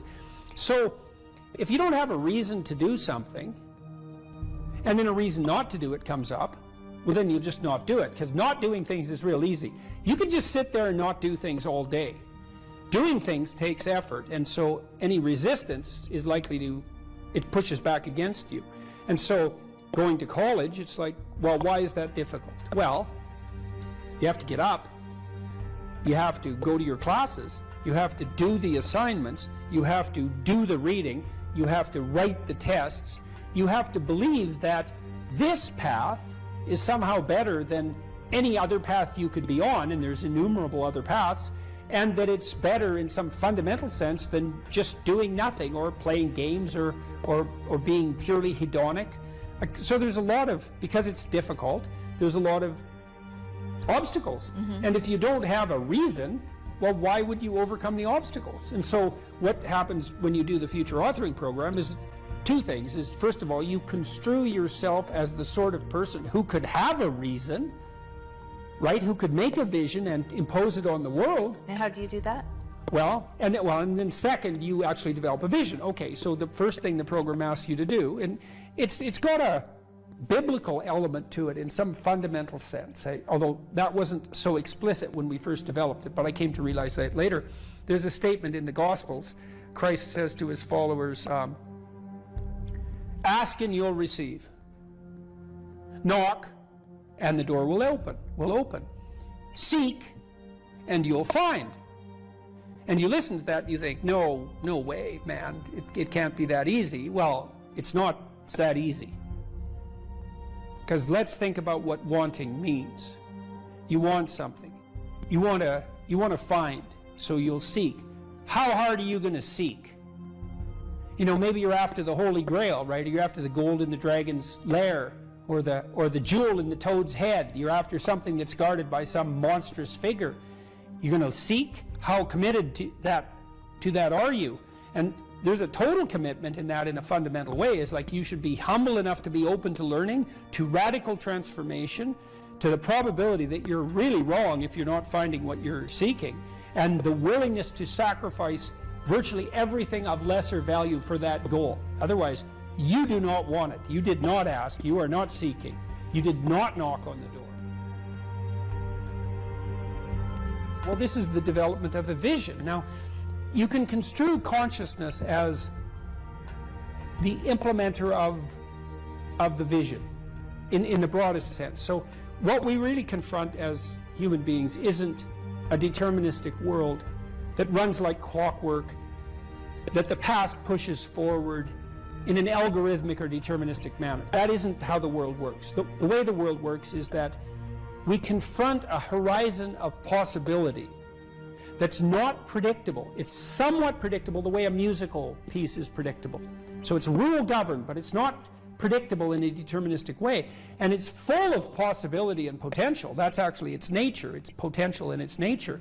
And to maximize the quality of our interaction with that potential, we have to impose a vision on it and then pursue the vision. And so when you do the future authoring program, well, that's what you're trying to do, is develop a vision. So here's the first exercise. It's like, okay, here's the deal, all right? You get to have what you need and what you want. Maybe even better, you get to have what you need and want if you were treating yourself properly. So imagine, first of all, that you were treating yourself properly because you actually cared for yourself. Okay, and say you don't. Yeah, well, you don't. How do you help somebody? Well, you at least ask them to open the door to the possibility that maybe they could. So just imagine that you did. Not that you are, that you could, but that you tried. Think, okay, I'm a valuable person, maybe, and if I was treating myself like I had intrinsic value, like if you were treating yourself like you were someone you loved, so you could imagine doing this for someone you actually cared about. Because most people care about someone that isn't them. So do you identify someone you care about? Well, you can, yes, you can say, because it does tell you. It's like, well, if you're not so good at caring for yourself, imagine someone you love and then pretend that you're bringing that attitude to bear on you with all your faults and inadequacies. I'm not being casual about this. It's hard for people to do this, right? Because we know our own flaws so deeply. It's hard for us to take care of ourselves. But imagine that you should take care of yourself and that you could and that you did. Just imagine that. So that's opening up at least the door, right? Yeah. And then you say, well, 5 years down the road, you get to have what you want and need. What is it? And so this is a deep question. So, because the question is this: your life is going to be difficult, and it's going to be marked by suffering and tragedy in all sorts of different ways. Disappointment and obstacle and betrayal and the whole panoply of human catastrophe. That's absolutely 100% definitely coming your way.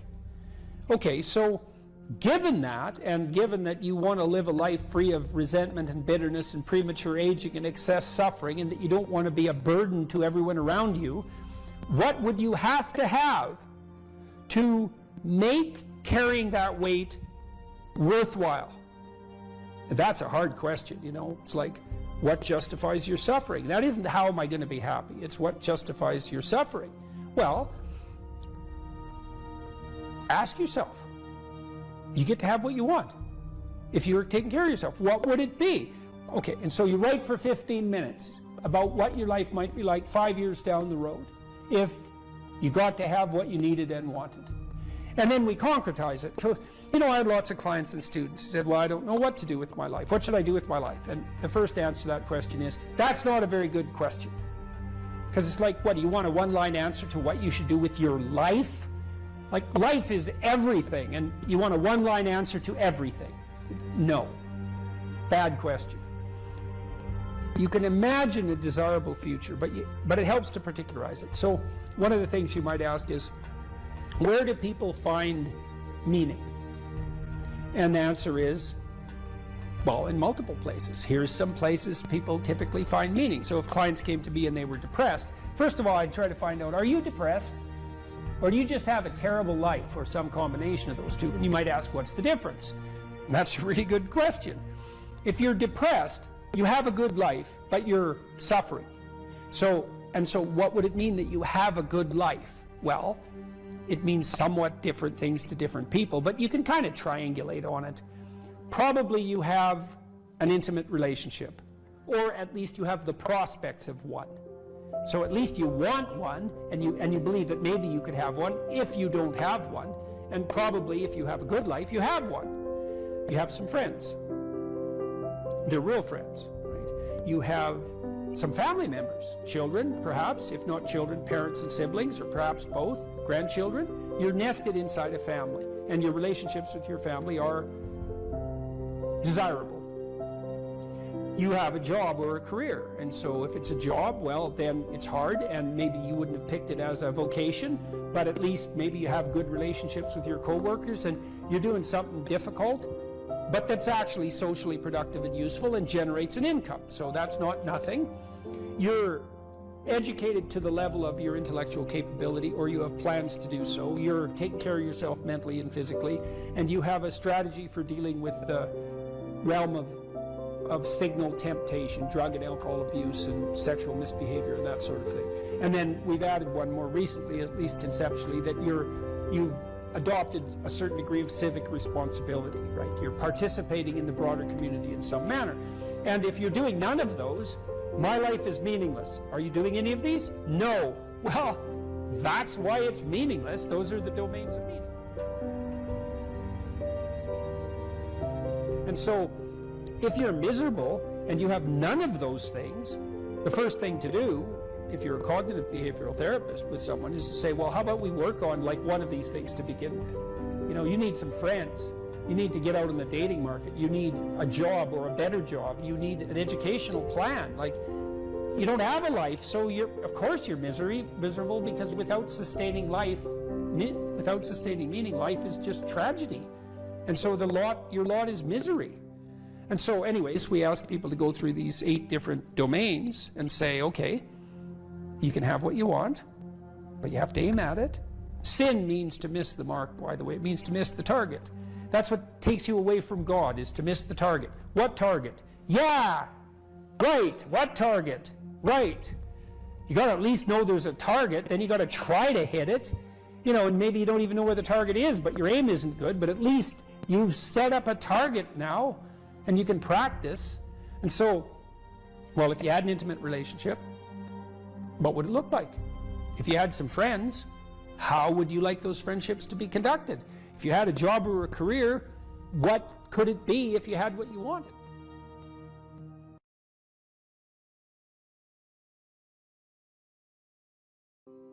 Well, one of the things that I think can be really useful, and this is also a skill that will serve you well for the rest of your life, is to start using a schedule, like a Gmail calendar, and schedule in studying time, for example. Now, so I've got some thoughts about using a schedule. People often don't like schedules because it's like developing your own tyrant. You know, it's, okay, well, here's a whole bunch of things I have to do tomorrow. That's my schedule, and I better stick with it, or I'm a bad person, I'm a failure. And that's not the right way to go about it, the scheduling. what you want to do with the schedule is design the day that you would like to have. Now, some of that's going to involve responsibilities that you have to live up to, or your life will get worse, right? So, but I would say, if you're trying to start learning how to manage your school stress, is like schedule in 10 minutes of homework. Maybe before you go to school in the morning, if you can get up. You probably can't, because teenagers have a hard time getting up in the morning. But start with 10 minutes. See if you can train yourself to sit down for 10 minutes after dinner, some regular time, and do 10 minutes of homework. And that's it. Put that in there as a goal. And then maybe if you've done your 10 minutes of homework, you can schedule in, I don't know, 15 minutes of playing a video game if you want, some sort of reward. But start figuring out how to organize your day so that you get to do the things that you want to do, and you do some of the things that you have to do in a manner that you think you could actually do, in a manner that would be sustainable across time. And that, like, the part of your brain that makes you anxious is really unhappy if you don't have a plan. And so one of the fastest ways to start to deal with too much negative emotion, too much stress-related negative emotion, is to make a plan and to make it concrete. And so I would say, and a schedule is an unbelievably useful way of doing that. And you think, in my mind, in your mind, why am I filling out this calendar for the week? Well, so I know what I'm doing, so that I'm not anxious, so that I'm doing things I want to do, so I have something to look forward to, and so that I'm doing things that I have to do, so that my life doesn't go spiral downhill and might make me more miserable and resentful and bitter. And so you can start to use a schedule as your friend, and like, that'll take a year of practice to get good at. So if it doesn't work well in the first week, don't give up. Just keep doing it until you get yourself disciplined and are able to stick more and more to your plans. And that will help you so much in your life, you just can't believe it. So what you want to do is chop up that overwhelming infinity into a set of manageable tasks. And you want to think, well, some of those tasks might be like, well, maybe you could put some order into your room. Or maybe you could make your room a little bit more beautiful, or maybe you could think of one thing around the house that you could do that would actually be helpful. And you're doing that to improve your life. That's the point. You're not doing it because someone's shaking a stick at you and telling you that this is what you have to do if you're going to be a good person. That's not the point. And you also, with your schedule, you think, well, I'm going to design this schedule for someone I like. And that person that I'm designing the schedule for that I like is going to be me. And so it isn't the schedule of a slave master to a slave. It's a negotiated schedule that you arrange with yourself so that you can have a decent life. But it's a very powerful tool to have a calendar at your disposal. And if you can learn to use that young, just put a few things in it. Put in your classes, put in a few assignments, put in some things that you might want to do. Just start stupidly and badly, and you'll get good at it and assume you'll get good at it over about a year, and that'll change your life. Like if you learn to listen to people, if you decide that you're not going to say things that you know to be untrue, and if you learn how to schedule your time, your life will change for the better so much that you won't believe it, and that will keep happening more and more and more and more as you get older. So it's a great thing to start practicing if you could start practicing that when you're a teenager, and you get that under control by the time you're 18, you'll be absolutely deadly. You'll be so far ahead of other people who don't do any of that you won't believe it, and you'll just continue to accrue benefits as a consequence. Well, the thing is that, or one of the things is that you are going to be putting up with other people's problems and troubles for the rest of your life. And what you want to do is live your life in a manner that makes all of that tolerable. And so I would say, with the scheduling and with the attempt to speak honestly, and with the development of goals that are valuable to you, you're going to be occupied enough with your own life and see enough of the quality of that life so that you'll be able to tolerate a fair bit of noise and stress coming at you from other directions. And I would also say that the more that you put yourself together in the manner that we've already discussed, the better other people will treat you, and the less unnecessary suffering and distress that you're going to encounter. And I would say, and I'll close with this, I would say to your viewers, don't underestimate the utility of getting your act together. Another thing you can do is, and this is like deciding that you're going to stop saying things that you know not to be true. The other thing is you could decide to stop doing things that you notice make you weak. And it's a game that you're playing with yourself. It's like you're out with your friends, you do something maybe because you think it'll make you popular, and you notice that that makes you feel kind of subordinate and weak and think, aha, I shouldn't do that again. I don't know exactly what it is that I did wrong, but it made me feel weak. It made me feel like I was coming apart at the seams. It's not the thing I should repeat. So you try to do things that make you stronger. You try to say things that make your speech more true and accurate. You try to aim at things that you think are worth attaining, and you get yourself disciplined and in order, and that will do. There's nothing else you can do in your life that will be of more benefit to you and to other people simultaneously. And if you could start that when you're a kid, man, I tell you, you'll be so far ahead. You'll be so far ahead by the time you're 18 or 19 that it'll be like you're in a different universe.